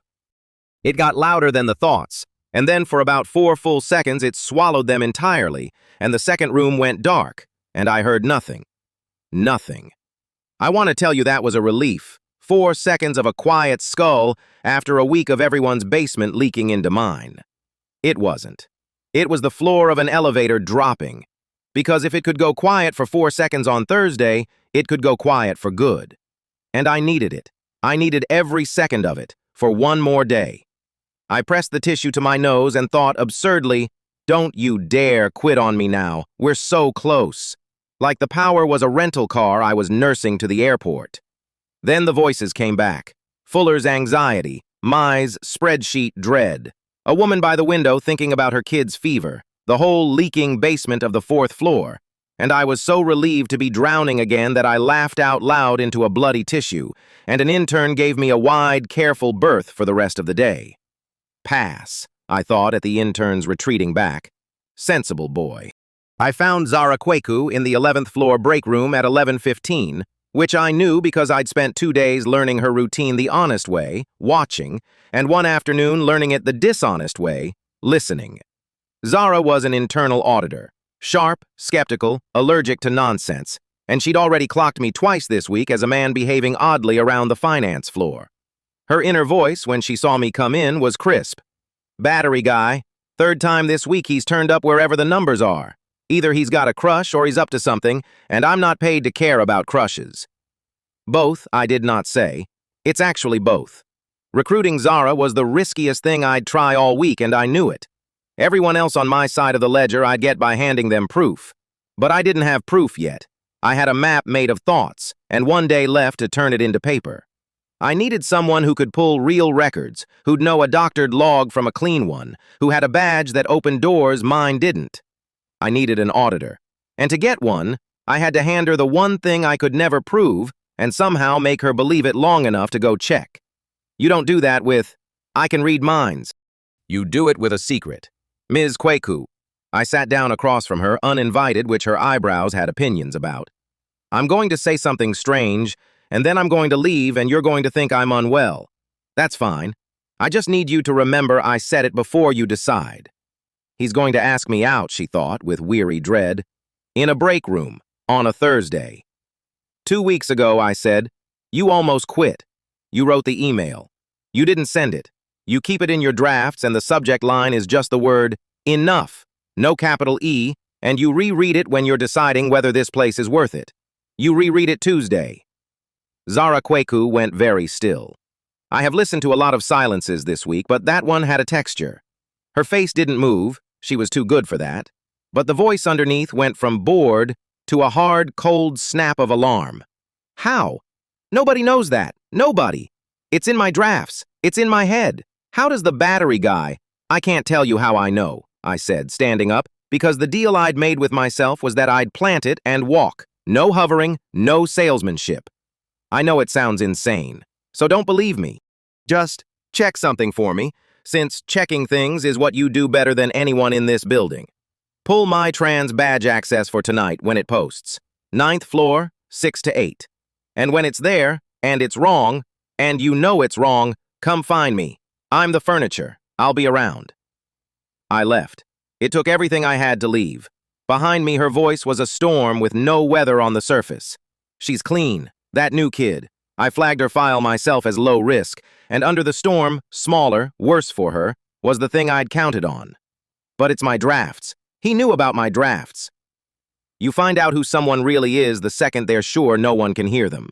What I was learning that Thursday was the flip side of my own refrain, that the fastest way to make a skeptic listen is to prove you already heard the thing she never said out loud. The badge logs posted at 6:40 that evening. I know because Zara came and found me on the 4th floor at 6:52, and she did not look like a woman who'd come to ask me out. She looked like a woman who'd found a body. My tran badged onto the 9th floor at 6:11 tonight, Zara said, low, sitting on the edge of a desk I was pretending to work under. And again at 7:44, 9th floor, executive records, where the pension subaccounts live. A pause. Under it, except I saw Mai leave at 5:30. I watched her get in the elevator. I said goodnight. She was gone. Except she wasn't here at 6. I saw her leave. I know, I said. You know. Flat. And underneath, still snapping, still cold with the wrongness of it. The logs say she was here. The logs are wrong. Somebody made them wrong. And this, she looked at me, really looked. This idiot with the toner told me exactly where to look this morning, before it existed. Zara, I said carefully, I need you to not go loud. If you flag this tonight, they'll know someone's watching, and they'll change the plan, and next time I won't hear it coming. I heard the it before I could stop it and moved right past. Tomorrow at the 3 o'clock, a wire leaves the pension fund. Everything you're looking at is the story they've built to explain where the money went and to hang it on a 9-day hire. I don't need you to believe how I know. I need you to help me catch it in daylight, with paper, in front of people who can't unsee it. For a long moment, she just watched me. Her surface thought and her out-loud voice were, for once, the same sentence, which almost never happened with anyone and had never happened with her, and it landed on me like a hand on a shoulder. Either you're the strangest liar I've ever met, or you're the only honest man on this floor. And I can't tell which, and I hate that. How did you know about my drafts? She said. You wouldn't believe me. Try me. I heard you, I said, which was true, and which sounded like a figure of speech, and which was the closest to the truth I would come with anybody until Friday. She was quiet. Then she stood and smoothed her jacket, and I watched a decision happen behind her eyes the honest way, the way you can see it on anyone if you actually look, no 40,000 volts required. I pull records for a living, Zara said. I can pull the real ones, the originals, before Fuller's fingerprints. There's a mirror of the access system he probably doesn't know audit can see because nobody ever thinks the auditor's paying attention. She almost smiled. Nobody watches the quiet ones. Even she thought it and she was on my side, and I decided I liked her enormously. You get me till 3 tomorrow, battery guy, and I'll bring you a version of tonight that actually happened. Pass. Oh, she graded pass in ink. Julian, I said, it's Julian. I know your name, said Zara Kweku, and left, and did not say the rest of what she was thinking, which was, for the record, the first genuinely nice thing anyone at Vanton had thought about me all week, and which I am keeping to myself, because some things you overhear you don't get to have. I should have gone home. I had my auditor, I had my map, I had a nosebleed's worth of proof that the power was on a timer I couldn't read. Instead, I went back up to finance because there was one more person on that floor, and she was still at her desk at 7:20 at night, 9 days in, doing careful work no one would ever thank her for, and I couldn't leave her in the dark one more night if I didn't have to. Mai looked up when I came to fix a stapler that wasn't broken. "You work late too," she said, and tried to make it sound light, and her inner voice said, "Everyone's been weird all week." Voss keeps smiling at me. Hale learned my name. Why did Hale learn my name? Nobody important learns the new person's name unless... She stopped the thought. She was smart. That was the worst part. She was smart enough to smell it and too new to know what it was. "Can I ask you something dumb?" she said. Out loud, her voice was steady. Under it, it wasn't. "Do you ever feel like the room's being set up around you? Like you're standing where a picture's about to hang and everyone can see the nail but you?" You don't hang a picture before the paint's dry. Voss's own line, arriving in Mai's frightened mouth from the other side. I had to put a hand on the desk. "I think," she said very quietly, the light voice gone now, "I think I'm being set up for something. I don't know what. I keep telling myself I'm being paranoid because I'm new and I want this job so bad it's making me crazy. But the numbers on the pension sub-account don't reconcile. And when I flagged it, Daniel told me to leave it. And Daniel never tells me to leave anything." She laughed and it cracked. "And now I sound insane. Tell me I sound insane. Here is the thing my mother taught me. The thing I'd spent 31 years failing to be able to do for anybody. Most people are drowning quietly, and the least you can do is listen. I'd spent all week hearing everyone, but hearing isn't listening. Voss heard the barista's name and used the wrong one anyway. The gift wasn't the magic. The gift, if I'd earned it at all, was what I did with the quiet after. "You don't sound insane," I said. "You sound right." She looked up at me and her whole face changed, relief and terror at once, the specific awful relief of being told the monster under the bed is real. "You know something," she said. "Don't you? You know something." "I know you didn't do anything wrong," I said. "And I know that tomorrow's going to be a hard day, and I need you to trust one person in this building. And I'm sorry, but it has to be me, the guy who fixes staplers. Whatever they say about you tomorrow, whatever the logs say, whatever a piece of paper with your name on it says, I know it's a lie, and I can prove it, and I will. You are not going down for this, I promise you that." I don't make promises. Pushovers don't. We've learned they get called in and we can't pay. But I made that one, to a scared kid at a printer corner desk at 7:20 on a Thursday night, and I meant it all the way to the floor. My Tran looked at me for a second and then she nodded, not because she understood, but because she'd been drowning quietly for 9 days, and I was the first person who'd looked over and said, "I see you," kick toward me. "Okay," she whispered, and thought, small and steadying, "Okay. The stapler guy. God help me, I believe the stapler guy. Pass, kid. Pass and pass and pass." I took the elevator down alone. The lobby was empty, the fluorescents doing their hum, Ray Jenkins's night shift lamp already glowing at the security desk where he'd nod at me tomorrow and slip me a floor I wasn't cleared for. Everything was set. The frame was built, time-stamped, and mine, held in a head no court could open. Zara was pulling the real logs. Mai was warned. Friday was one revolution of the earth away, and I had, against every odd, drawn the whole rope out where I could see it. I dabbed my nose, checked the tissue, clean this time, one small mercy, and I understood, standing in that humming, empty lobby, exactly what had shifted. Friday had been the deadline I'd known about since Monday. As of Thursday night, it was the deadline that knew about me. Chapter 6. Thursday night. The vending machine on 4 had eaten my last dollar, which felt about right. I stood in the dark break room at 9:40 on Thursday night, watching a bag of pretzels dangle half a turn from freedom, and I thought, this is the man who's going to stop a $40 million heist. A guy who can hear the private thoughts of every soul in the building, but can't outwit a snack coil. I gave the machine a shove out of principle. The pretzels stayed put. Everybody stays put when you push them, I thought. That's the whole trick of a place like Vanton. You lean on the quiet ones and they don't fall. Then I heard Owen Fuller thinking, 2 floors down, and everything got worse. That's the part nobody tells you about the power. It doesn't respect a schedule. All week I'd been learning to tune it, to squeeze 40 voices down to 1 the way you'd thumb a radio dial through static. But when I was tired, and I was so tired my back teeth ached, the dial slipped. And late Thursday, alone with a hostile vending machine, I caught Fuller's inner voice coming up the stairwell like smoke.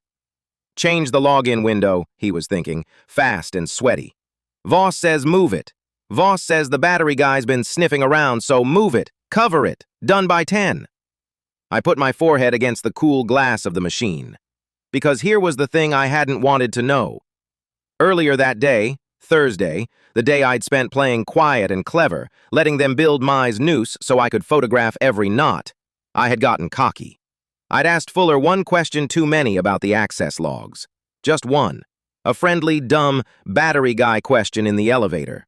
Hey, do those login timestamps auto-sync, or does somebody set them by hand? I'd meant it to sound like small talk. In Fuller's head, it had landed like a searchlight. I'd heard the spike of it. He doesn't ask things. Why is he asking things? And I'd smiled and gotten off on 3 and told myself it was fine. It was not fine. I'd tipped my hand. And now, at 9:40 on Thursday night, they were changing the plan. I forgot the pretzels. I took the stairs down to 2, quiet as I could, and stood outside the server room with my ear to a thought instead of a door. Fuller was in there with a keyboard and a bad conscience. Voss's instructions rolled through his head in Voss's own bored cadence, the way a song you hate gets stuck in yours. Originally, the frame had been elegant. The forged pension transfer authorization would show my Tran logging in Friday at 2:52 p.m., 8 minutes before the wire, approving the whole rotten thing under her own credentials. I'd had that. I'd had it cold, the forged doc, the doctored timestamp, the login window they'd carved out for her. Zara and I had spent Thursday afternoon quietly pulling copies. But now Fuller was dragging the login window backward. Not Friday afternoon, Thursday. Tonight. He was setting Mai's forged access to 9:15 p.m. on Thursday, right now, more or less, because in Voss's cold little logic, a scapegoat who acted early was harder to defend and easier to fire before she could lawyer up.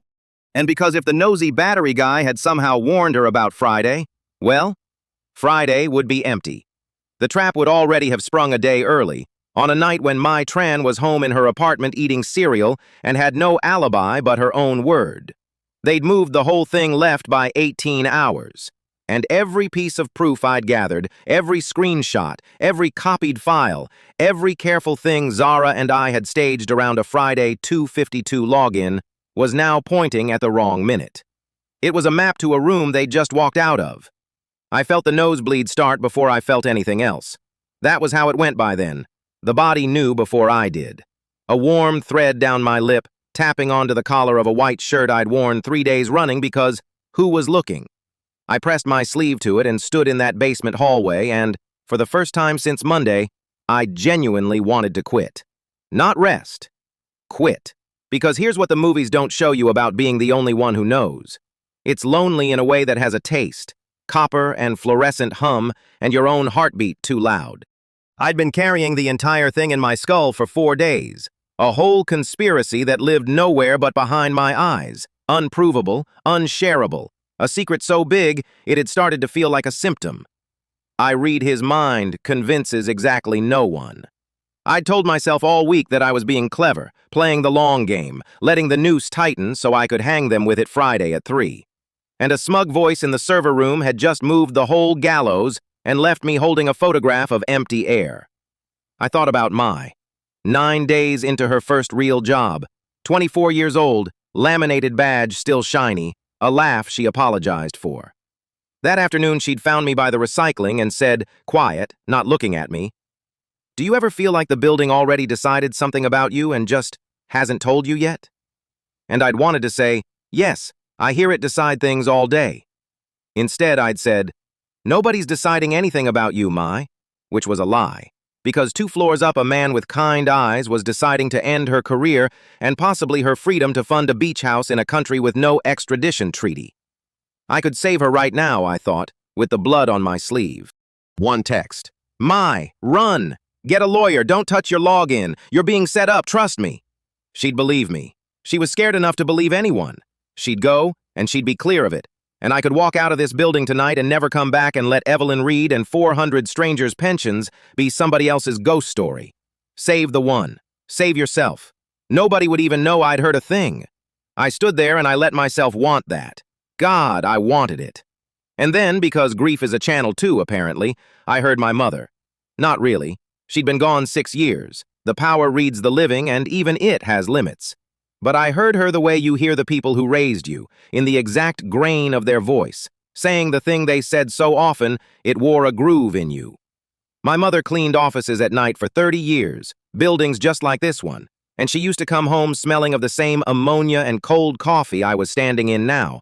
And when I'd complain that nobody at school listened to me, that I could disappear mid-sentence and no one noticed, she'd put her rough hand flat on my chest and say, "Most people are drowning quietly, Julian. The least you can do is listen." I'd always heard it as comfort, a pat on the head. Poor, unheard kid, be gentle with the world.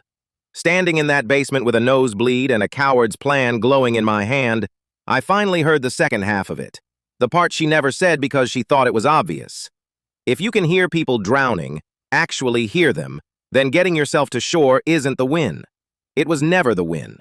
My whole life I'd wanted to be heard so badly that I'd made being heard the whole prize. But the shock hadn't made me loud. It had made me able to listen. And I'd been sitting on the loudest secret in the building like it was mine to hoard, playing lone hero, one man and his impossible superpower against a machine of quiet men, because some cracked, unheard part of me finally had a thing no one could take and didn't want to share it, and would rather lose alone than win with company. That was the low point. Right there, not the blood. The realization that I'd been protecting the secret instead of the people, and calling it strategy. I deleted the text I hadn't sent to Mai. Then I called Zara Kweku. She picked up on the second ring, wide awake, because auditors don't sleep, they audit. "Julian, it's late. Tell me you have something that isn't a headache." "They moved it," I said. "Fuller's downstairs right now rolling Mai's fake login back to tonight, Thursday 9:15. Everything we staged for Friday is aimed at the wrong minute." A pause, and in it I could almost hear her doing the things she did. That clean, cold recalculation, no panic in it. Zara was the first person all week I hadn't had to convince, because on Tuesday I'd told her a secret she'd buried so deep only mind reading could have dug it up. And it had checked out, and she'd looked at me for a long 10 seconds and said, "Okay, weird little man, what do we do?"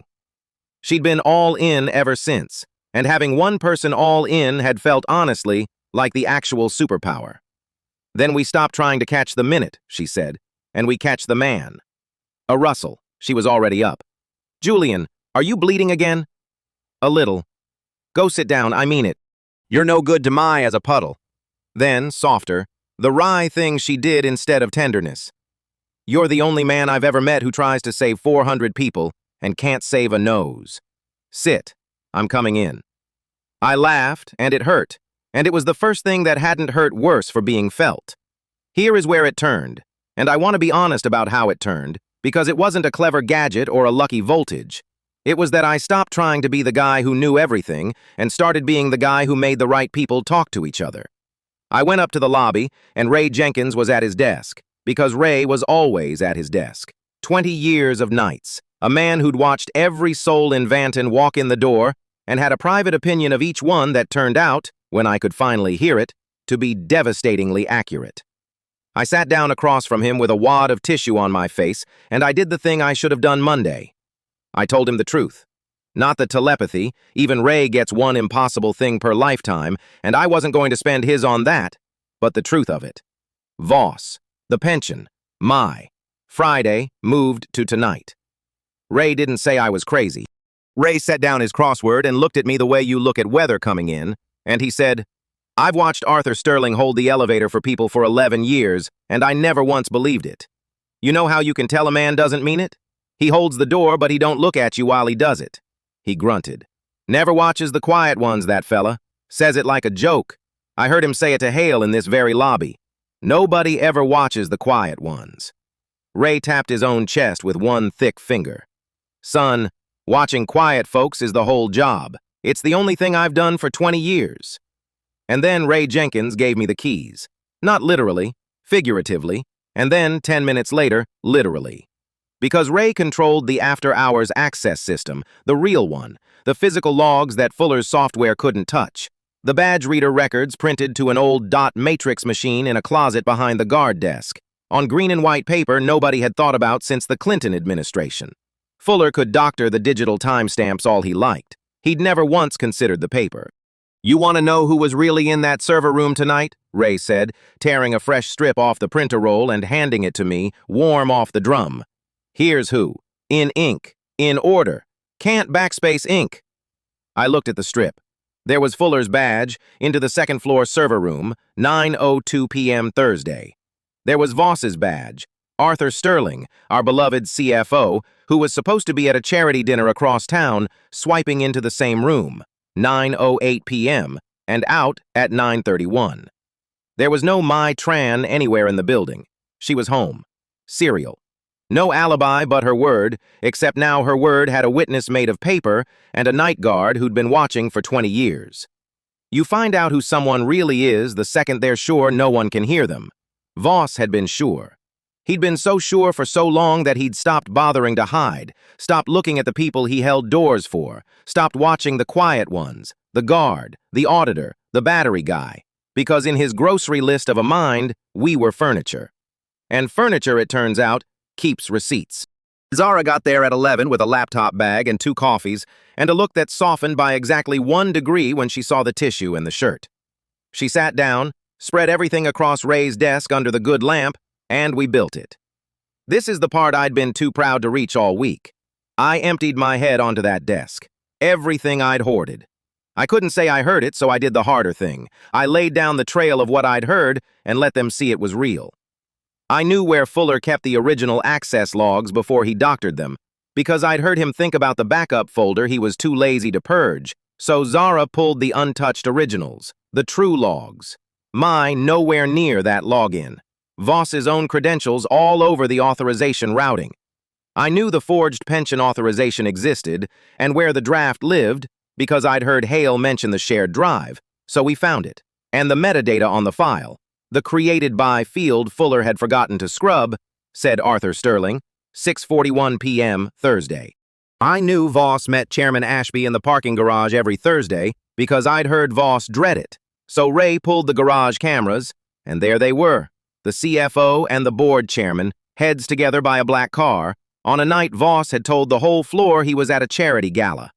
None of it said I read his mind. All of it said the same thing his mind had said. That was the trick I'd finally learned.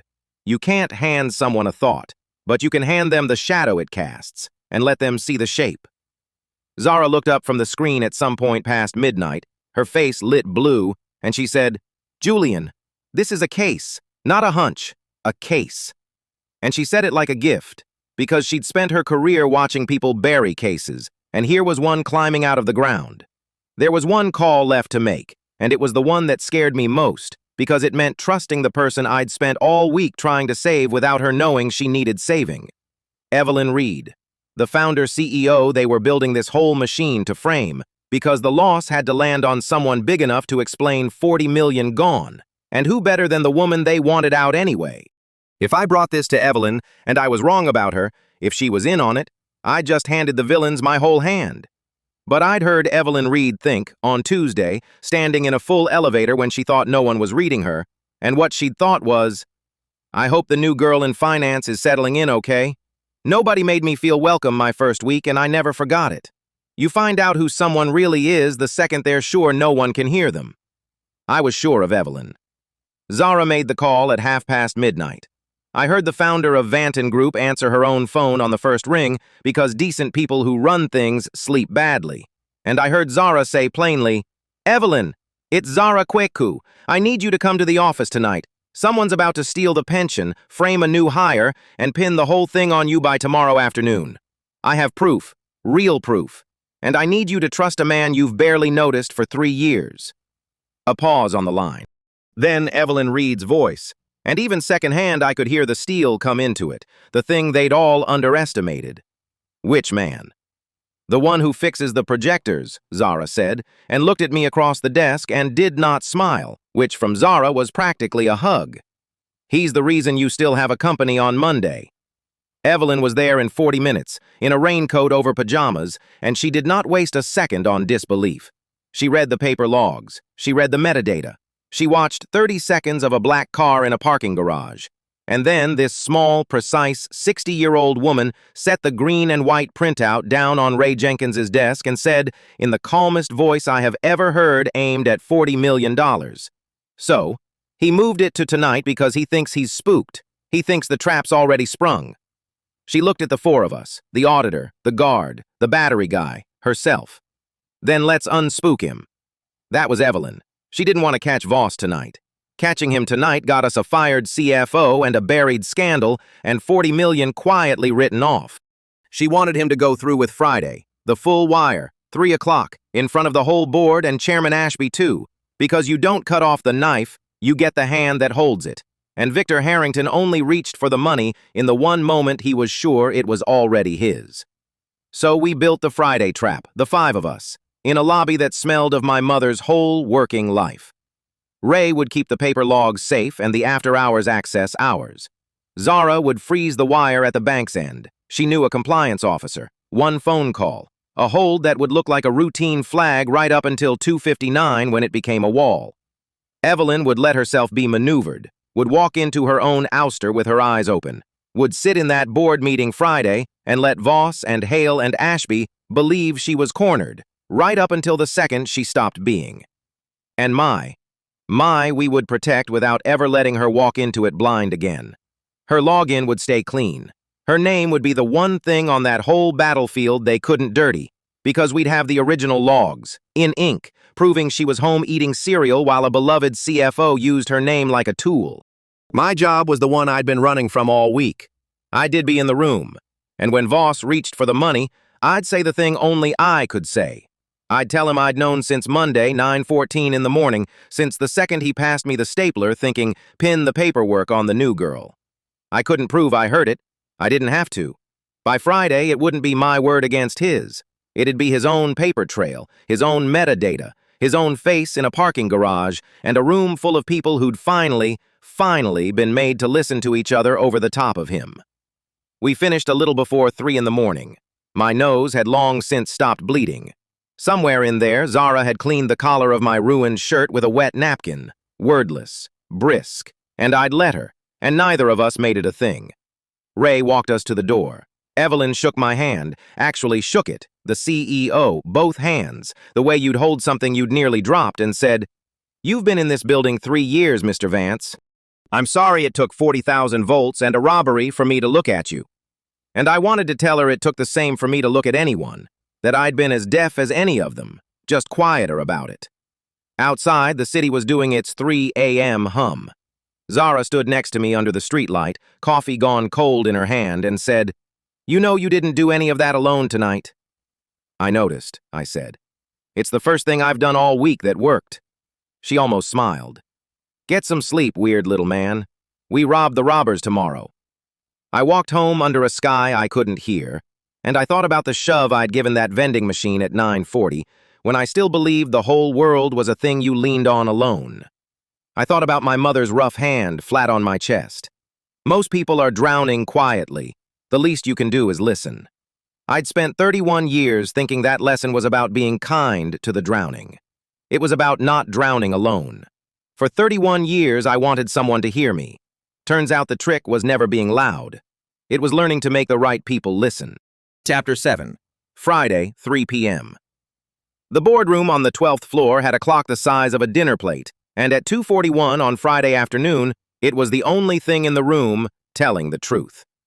I stood against the back wall where the human furniture always stands, holding a clipboard I didn't need and a paper cup of break room coffee I wasn't going to drink, and I watched 12 people arrange themselves around a table long enough to land a small plane on. Arthur Sterling took the seat at the CFO's right hand, unbuttoning his jacket with the calm of a man who has already spent the money. Spencer Thorne sat beside him, adjusting a cuff, checking his reflection in the black glass of the window. Down at the far end, small and straight-backed and trying not to look like she was praying, sat Mai Tran. 9 days at Vanton on Monday, 14 now, and by 3:01, she was scheduled to be a criminal. And at the head of the table, in the chair that was supposed to be Evelyn Reed's, sat Victor Harrington, board chairman, smiling the smooth cathedral smile of a man who owns the building and most of the people in it. Evelyn was here too, of course. They needed her here. You can't oust a queen in absentia. The theater requires her present, so the fall has witnesses. I set down my coffee, very gently, on the credenza, and under the ordinary rustle of the room, the second room opened up the way it had every day that week, the voices with no mouths moving. It was quieter than usual today, thank God, because a nosebleed at 2:41 would have ended everything. I'd learned by Friday how to narrow it, to pick a channel out of the noise the way you find one radio station on a highway at night. I picked Voss. Beautiful, Voss was thinking, folding his hands. Everyone's here. Ashby does the ouster, I do the wire, Fuller's already got the girls' login stamped all over it. Nobody ever watches the quiet ones. I'd heard that line from him 100 times this week, and it had stopped being chilling somewhere around Wednesday and started being useful. It was his lullaby, the thing he told himself so he could sleep. He was about to find out it was the truest thing he'd ever thought, and the most wrong.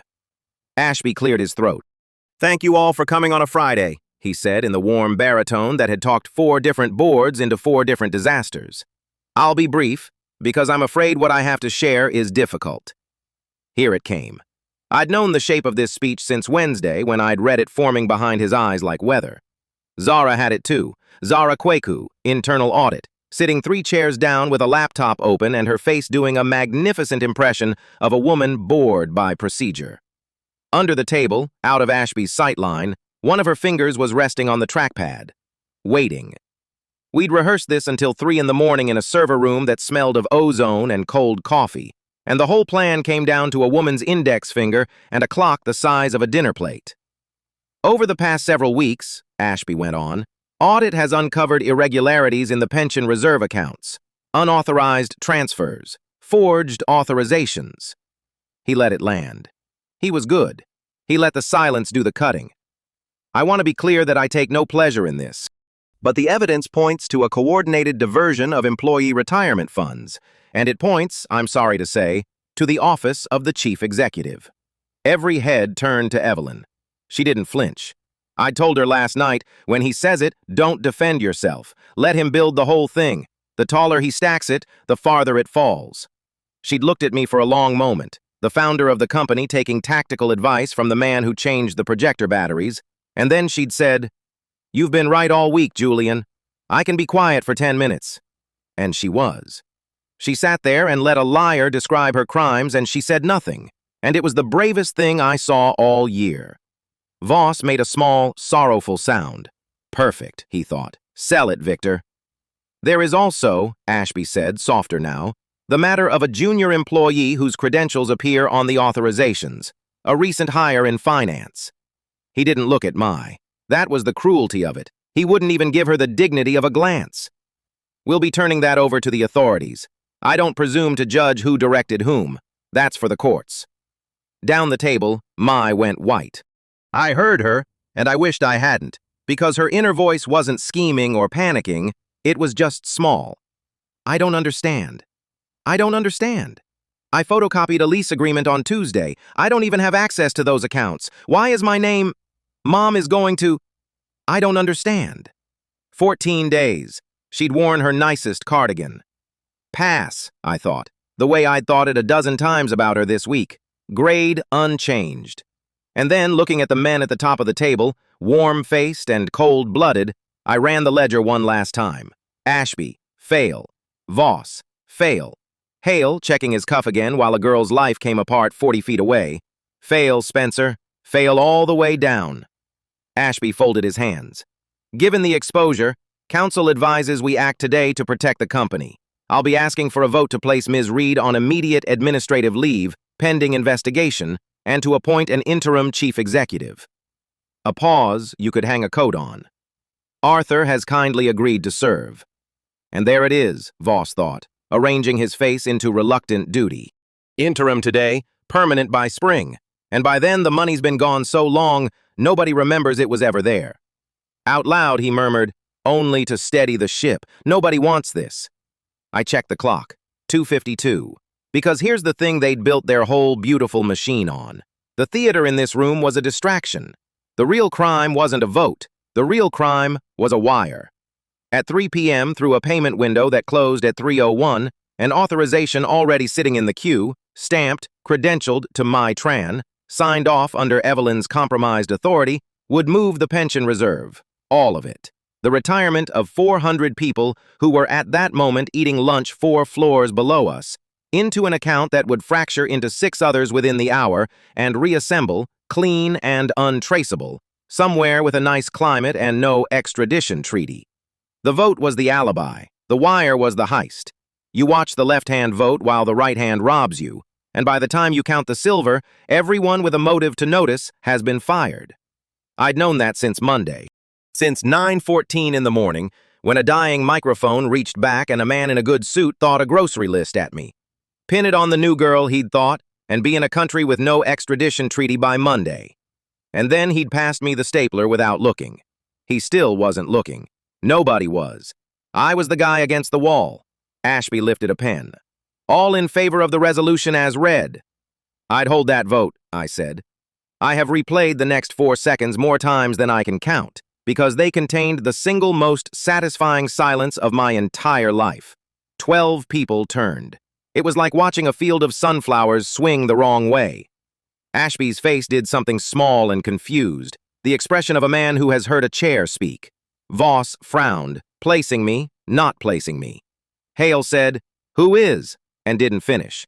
And in the gap, in the space where all their surface thoughts flared up at once like a struck match, "Who? The battery guy. How did he? Is that the? Get him out!" I heard Voss, clear as a bell over all of it, think one word. Impossible. Not yet, I thought, but close. My name's Julian Vance, I said. Walking, I made myself walk. Slow, because a slow man looks like he knows something. Toward the head of the table. Operations, 4th floor. I fixed the projectors. I set my clipboard down in front of Ashby. And I'd hold the vote, because in about 8 minutes you're all going to want to have been on the record objecting to it. This is a closed session, Ashby said, recovering, reaching for the baritone. Security? Sure, call them. I nodded toward the doors where, right on the second, God bless him, Ray Jenkins pushed through with 2 of the day shift guards and a face like a man who'd waited 20 years to be in exactly the right hallway. Ray's already here. I asked him to be. Hi, Ray. Afternoon, Julian, Ray said, and planted himself in front of the doors. Nobody was leaving. Ashby's smile was still up, but it was a smile someone was holding up now, like a picture that had come off its nail. I don't know what you think you're 253, I said. Let me save us all some time. I turned, so I was talking to the room, to the board, to the 8 decent, confused people who had no idea they'd been seated as furniture in somebody else's crime.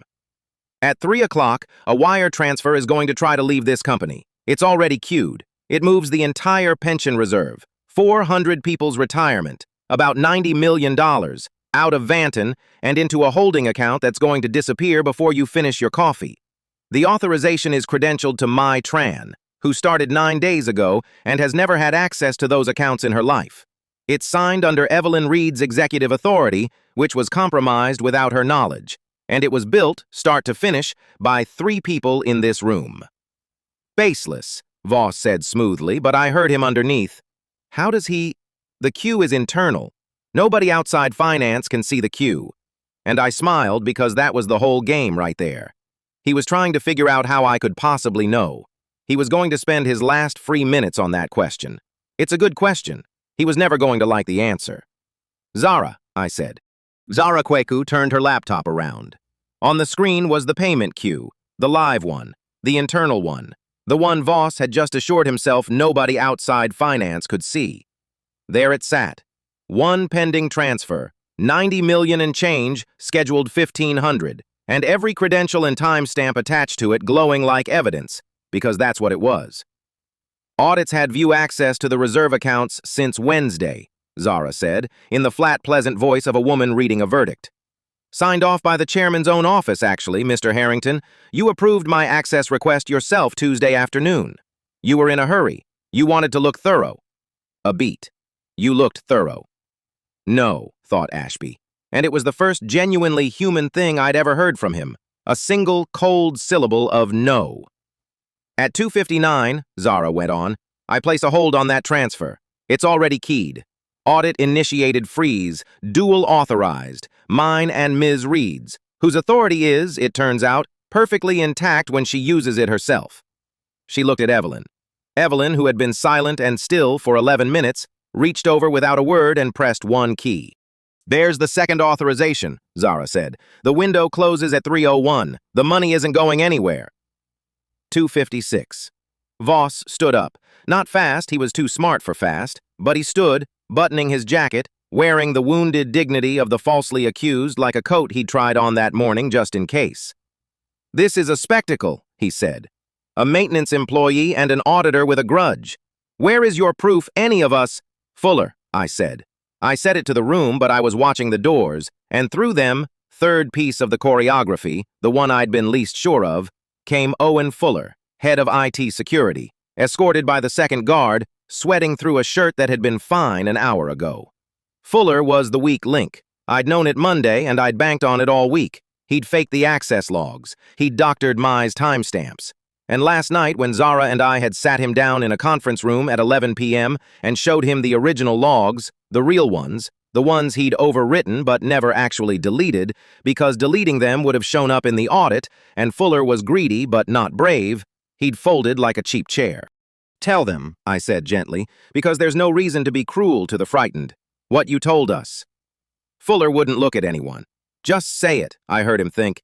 "Just say it and it's over. Cooperation, just—" "The logs were altered," he said, barely above a whisper. "Ms. Tran's access stamps, I put them there. Mr. Sterling asked me to, and Mr. Thorne set up the routing on the account, the one it was going to." He swallowed. "It was never her. She photocopied a lease on Tuesday. That's all she did. She photocopied a lease." Down the table, Mai made a sound like she'd been holding her breath since Monday. "That's a lie," Hale said, standing now too, and his voice cracked on it. "And this isn't happening," he was thinking. "This cannot be happening. I was careful. I was so careful." "You were careful," I agreed. "You all were. That's the thing." 2:57. I let the room breathe. And then I did the part I'd been waiting 5 days to do. The part I'd promised myself on Monday when a girl in a nice cardigan got assigned as a fall guy by a man who wouldn't look at her. I walked down the table to Arthur Sterling, and I stood close enough that the range narrowed to almost nothing, close enough that his voice, with no mouth moving, was the loudest thing in the world. "He's bluffing," Voss was thinking, jaw tight, smile gone. "He has Fuller, fine. Fuller's word against mine, deniable. I never touched a keyboard. There's no thread that leads to me. There's nothing. He can't possibly—" "Here's how I know, Arthur," I said, quiet, just for him and for the 12 people leaning in to hear. "You want to know how I know? It's been eating you since I opened my mouth, so here it is." "I don't know what." "Monday," I said. 9:14 in the morning. The projector meeting. I was swapping the batteries on the mic because it kept dying, and I reached across the table to fix it, and you were sitting right there smiling at Evelyn like you loved her. I watched his face. I watched the color go. "And you passed me the stapler. You didn't even look at me, and while you passed me the stapler you thought, and I'm quoting you, Arthur, word for word, 'Pin it on the new girl.'" The room was so quiet I could hear the clock. "I heard you," I said. I'll be honest, nobody believed the literal thing. Nobody in that room walked away thinking the operations guy could read minds, and that was exactly right. That was the plan.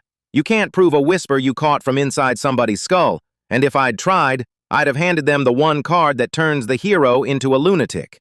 I never said the word. I didn't need to, because Voss's face said it for me. His face, in front of the chairman and the board and audit and security and a girl in a cardigan, did the one thing a guilty man's face must never do. It believed me. For half a second before he could stop it, Arthur Sterling looked at me like I'd reached into his chest, because I had. And everyone at that table saw a man recognize a thought he'd never said out loud. You find out who someone really is the second they're sure no one can hear them. I'd been finding it out all week. He was finding it out now, in reverse, in public. And it was the most naked I have ever seen a human being with all his clothes on. "You're insane," Voss said, but the words had no floor under them. How, he was thinking, and it wasn't a strategy anymore, it was just a man falling. How? It doesn't matter how I know, I said, and I meant it, and it was almost kind. It matters that the queue is real, the logs are real, Fuller's statement is signed, Hale's routing account has his fingerprints on every wire, and the money is frozen. I'm just the guy who told you where to look. I stepped back. I fixed the projectors. Today I fixed something else. 2:59. Across the room, Zara pressed a key. Holds in, she said. Transfer's dead. $90 million stays exactly where 400 people put it. And then it was 3 o'clock, and the clock the size of a dinner plate ticked over to the exact minute Arthur Filtering had been planning around since before I ever caught him thinking. The minute that was supposed to make him rich and invisible. And nothing happened. No wire. No vanishing. Just a room full of people looking at 3 men standing at the head of a table with their alibis on fire. That's when Ashby made his move.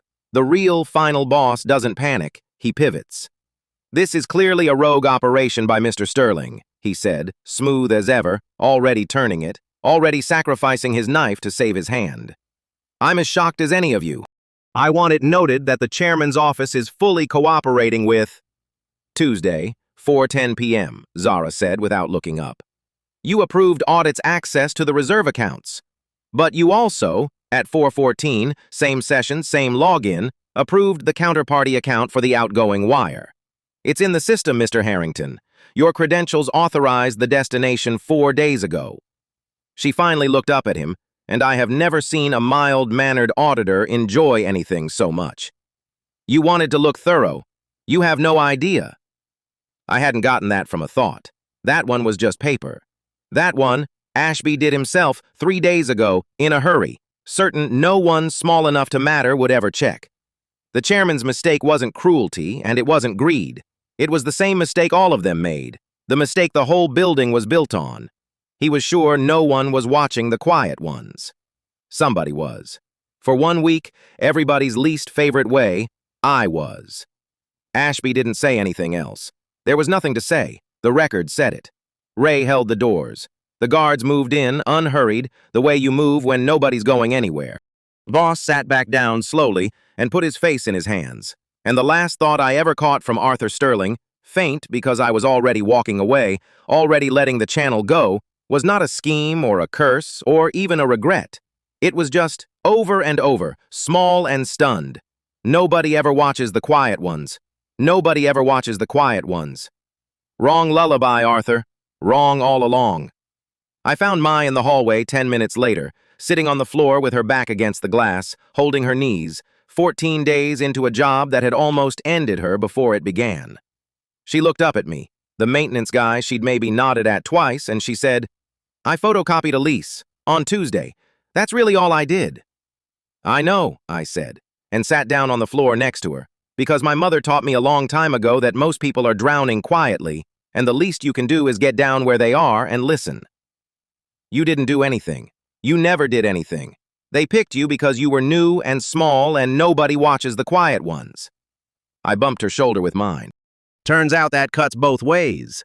She laughed, a wet, wrecked, astonished laugh, and behind us through the glass I could see Evelyn Reed standing back up at the head of her own table, and Zara closing her laptop with the quiet click of a trap that had done its job. 4 floors down, 400 people were finishing their lunches, with no idea that at 2:59, a stranger who fixed the projectors had reached across a table one last time and caught the thing that was falling. For 1 week, I could hear what everyone was thinking. In the end, I used it to make 400 people impossible to ignore. Chapter 8. Monday. The coffee in the 4th floor break room tasted exactly the same on Monday as it always had. Burnt, slightly metallic, brewed by a machine that had given up on life around the same time I had. I filled my mug at 8:40 and stood there listening to the fluorescent hum, and it took me a full minute to understand what was different about it. It was only the hum, the buzz of the lights, the drip of the machine, the elevator dinging 1 floor down. No second room underneath it, no voices with no mouths moving. Just the ordinary noise of a Monday, and me standing in it like a man who'd forgotten what his hands were for. But I'm getting ahead of myself. Let me tell you how the week that started with 40,000 volts ended, with paperwork of all things. Turns out that's how the world actually gets saved, with a signature filed in triplicate by someone nobody was watching. They arrested Arthur Sterling on Saturday morning. I wasn't there, which felt wrong, given that I'd spent a week living inside the man's grocery list narration of his own crimes. I found out the way everybody else did. A news alert. A photo of our beloved, avuncular CFO being walked out of a building that was not our building by two people who were extremely not his friends. He was still wearing the warm, patient smile he wore to every meeting, but the eyes above it had gone flat, doing math on a problem that no longer had a solution. I knew that math. I'd heard him run it 100 times on 100 smaller cruelties. What's the fastest way out of this room that costs me the least? On Saturday morning, for the first time in his life, the answer was, there wasn't one. The charges came down in the boring, beautiful language of statutes. Wire fraud, securities fraud, embezzlement, actual, technical, provable embezzlement, the kind that comes with account numbers and timestamps and a paper trail a first-year auditor could follow with a flashlight. That was the thing about Voss. He'd built his whole plan on the certainty that nobody was watching the quiet parts. And once somebody was, the plan didn't fail. It confessed. Spencer Thorne went down the same day. The COO who'd spent our Tuesday admiring his own reflection in the elevator doors, who'd helped engineer Evelyn's ouster because a woman being wrong made him feel taller, Spencer Thorne had signed things. Smooth men always sign things. A signature feels like power right up until it becomes evidence. His lawyer released a statement about irregularities and a rush to judgment, which is what a snake says while the door closes on its tail. I graded them one last time, quietly, in the ledger nobody could read. Voss. Fail. Hail. Fail. I didn't feel triumphant. I felt the way you feel when a leaking pipe finally gets shut off, the relief of a sound stopping. Victor Harrington took longer, because that's how it works at the top. The higher you sit, the softer they arrest you. Men like Ashby don't get walked out of a building, they get stepped down. There was a press release with the word transition in it, a photo of him smiling at a golf event 3 years old, a paragraph so smooth you could have skated on it. But underneath it, the machinery was already grinding him to powder. Here's what I'd understood about Ashby since Wednesday, when he'd stood in our lobby in a coat that cost more than my car and thought about the 400 of us the way you think about a rounding error. He believed he was untouchable. Not powerful, untouchable, which is a different and stupider thing. Powerful men know they can lose.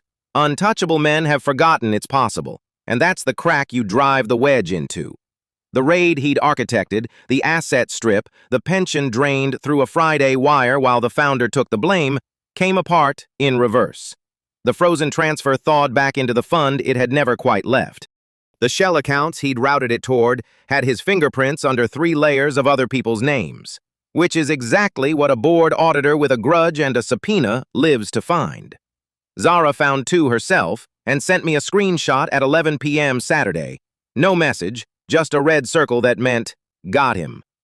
The board that had once been ready to hand Ashby the whole company on a plate now couldn't get away from him fast enough. By Sunday night, he was finished. No dramatic collapse, no speech, just finished, the way a battery is finished. Still shaped like power, holding no charge at all. Fail, I wrote, for the chairman of the board. Then I closed the ledger because I had a feeling I wasn't going to need it much longer. Owen Fuller cracked on Friday night and never really stopped. His is the part that isn't about justice landing on the guilty, it's the smaller, harder thing, a person deciding, one time, to be slightly better than he'd planned to be.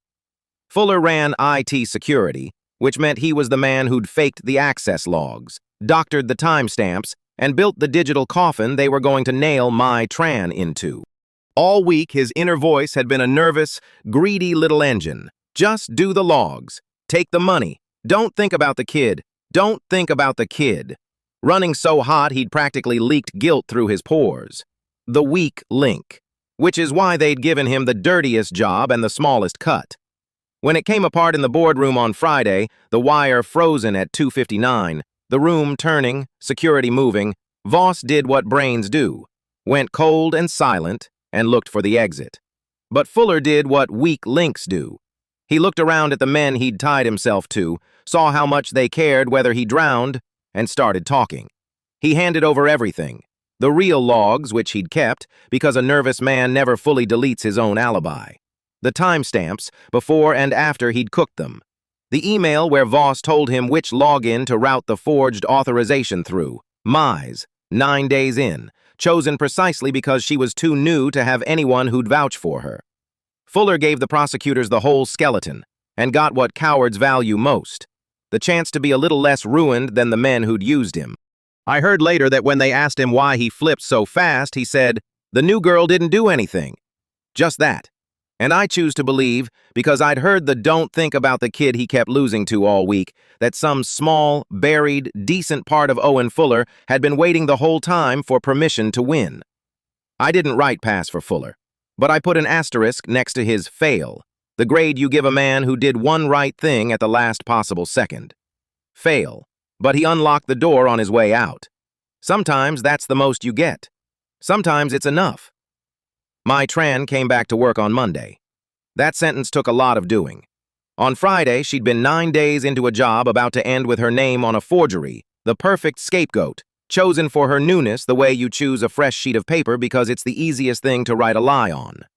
By Monday, she was cleared, on the record, in the same boring, beautiful statutory language that had buried Voss. The company that had nearly sacrificed her was now, awkwardly, extremely invested in keeping her happy. I found her at her desk at 9:05, staring at a mug of the same terrible coffee, looking like someone who'd been handed her own life back and wasn't sure of the return policy. "They kept me on," she said when she saw me. "Isn't that funny? They tried to frame me for stealing the pension, and now I have, like, equity." She laughed, shaky. "Everyone keeps thanking me, and I didn't do anything. I was going to get destroyed, and then somehow I wasn't." I sat on the edge of the empty desk beside hers. A week ago, her fear would have been a live wire pressed against the inside of my skull. Now there was just talking out loud, telling me she was scared and grateful and confused. And I found, this surprised me, that I could hear all of it anyway. Not the magic way, the old way. The way you hear someone when you decide they're worth the whole of your attention. "You did something," I said. "You stayed decent while people were quietly trying to ruin you. Most people would have started stepping on somebody else to climb out. I didn't even know I was in a hole. The best people usually don't. They're too busy doing the job right." I nodded at her monitor. "Come find me at lunch. There's a decade of things nobody's going to tell you about this place, and somebody should. Might as well be the guy who used to change the projector batteries." She squinted at me. "Wait, you're the one who stopped it, aren't you?" "I'm the one who made sure the right people were listening," I said. "Different job. Turns out it's the important one." I stood up. "Lunch, and do not, under any circumstances, trust the coffee." She smiled, a real one this time, the shaky gone out of it. Pass. First and permanent. The kid was going to be the person somebody like me had needed 20 years ago and never had. Evelyn Reed got her company back on Monday, and she did it the way she did everything, without raising her voice, which was somehow more terrifying than if she had. They'd tried to frame our founder as the architect of her own company's ruin, to manufacture a loss so catastrophic that removing her would look like a rescue. Instead, the frame collapsed, the loss reversed, and the board that had been ready to depose her was now lined up outside her office practicing the word misunderstanding. Evelyn received each of them with the patience of a woman watching people apologize for a fire they'd started and she'd put out. She called me in around noon. The last time I'd stood in that office, Thursday night, I'd handed her a folder of the hardest proof I could assemble, and she'd looked at me a long moment and said, "All right, Mr. Vance, let's ruin somebody's Friday." Now she stood at her window, 400 parking spaces below, full of 400 people whose retirements she'd just quietly finished saving, and didn't turn around when she spoke. "They asked me how I knew," she said. "The board, the lawyers. How I knew to freeze the wire, to have security in the room, to have the true logs ready before anyone knew there were false ones." She turned. "I told them I had a very good operations department, which is true. It's just not the whole truth, is it?" I said nothing, which is a skill I'd been practicing all week. "I'm not going to ask you how you knew, Julian." Her eyes were sharp and kind and entirely too intelligent. "I've run companies for 30 years. I know the difference between a man who got lucky and a man who heard something. I don't know what you heard, and I've decided I don't need to. What I know is you spent whatever it was on strangers. 400 of them. That's the only fact about you I intend to keep. She slid a folder across the desk. My name was on it. Director of Operational Integrity, she said. Made it up this morning. You watch the quiet parts of this company that nobody watches, and you tell me what you find. Real office, real salary, and my standing instruction that when Julian Vance says something is wrong, everyone in this building stops and listens. A small smile. I understand that's been the harder part, historically. The listening. I looked at the folder a while. 20 years of being the human furniture of the fourth floor, talked over, passed by, unheard, and here was a woman handing me the one thing the shock had briefly given me and then taken back. The guarantee that when I spoke, it would land. I stay myself, I said. Same desk near the window. I like the light. I'd have been disappointed if you'd said anything else.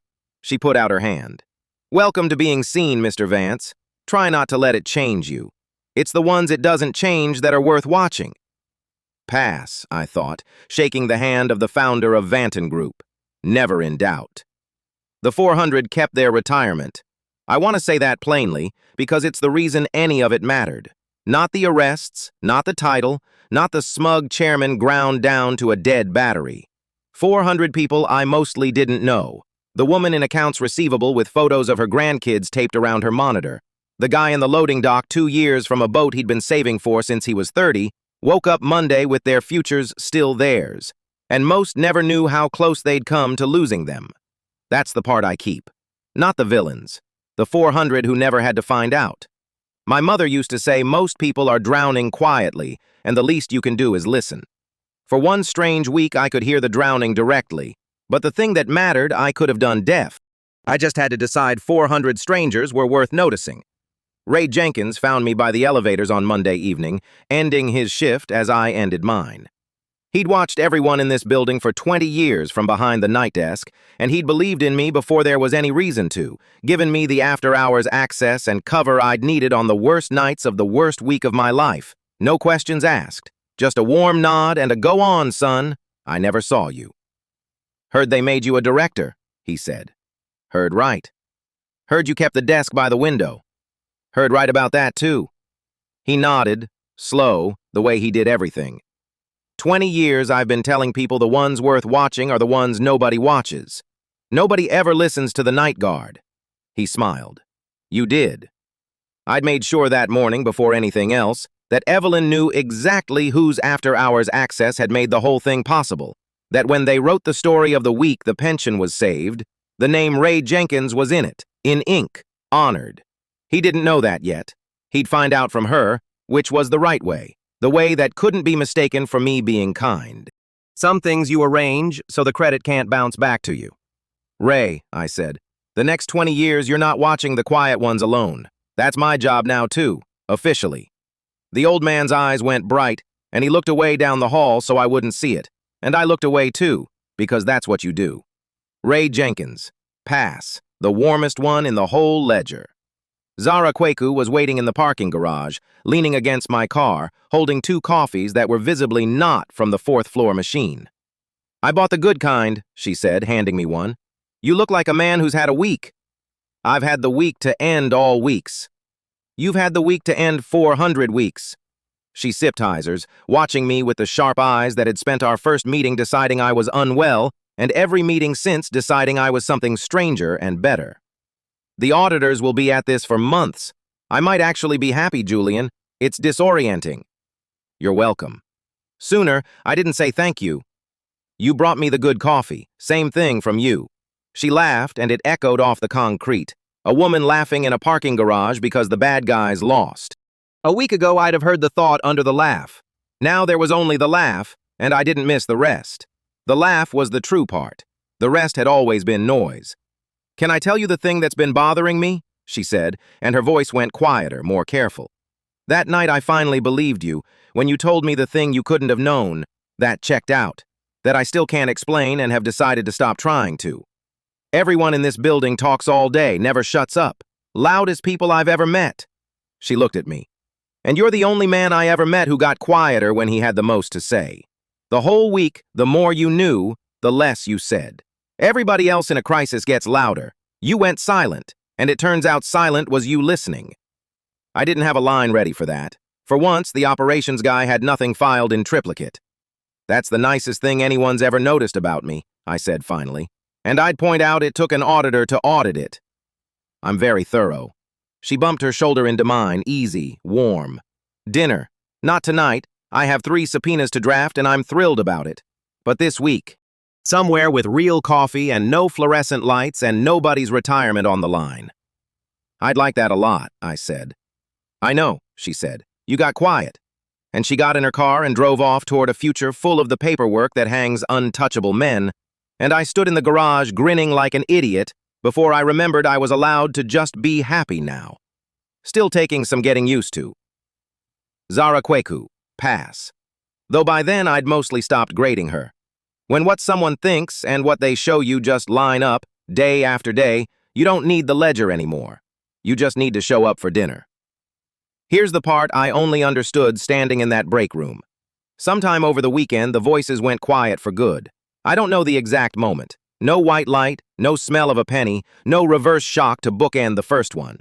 It just ended, the way a fever breaks in the night while you're asleep, so you wake up not knowing when the worst of it passed, only that it's gone.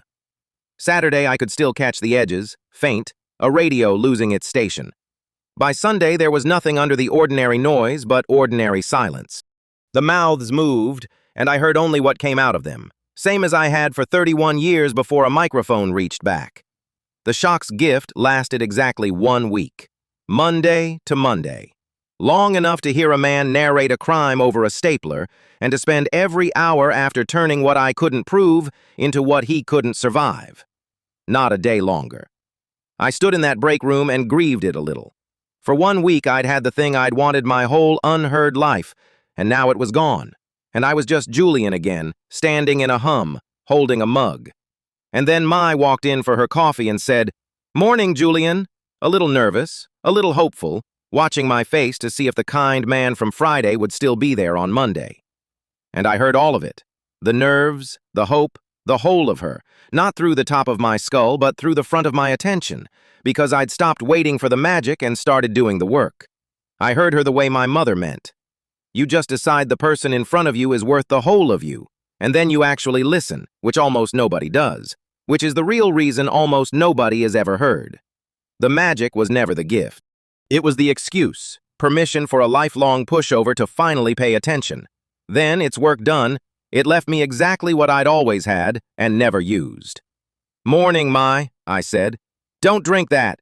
I'll show you where the good machine is. It's on 3, near the auditors. Long story." She grinned and followed me down the hall, and I thought, This is the whole trick. Not hearing the thoughts, hearing the people, right in front of you, out loud, when they're brave enough to say a little of what they mean, and terrified you won't catch the rest. So here's where it lands. You find out who someone really is the second they're sure no one can hear them.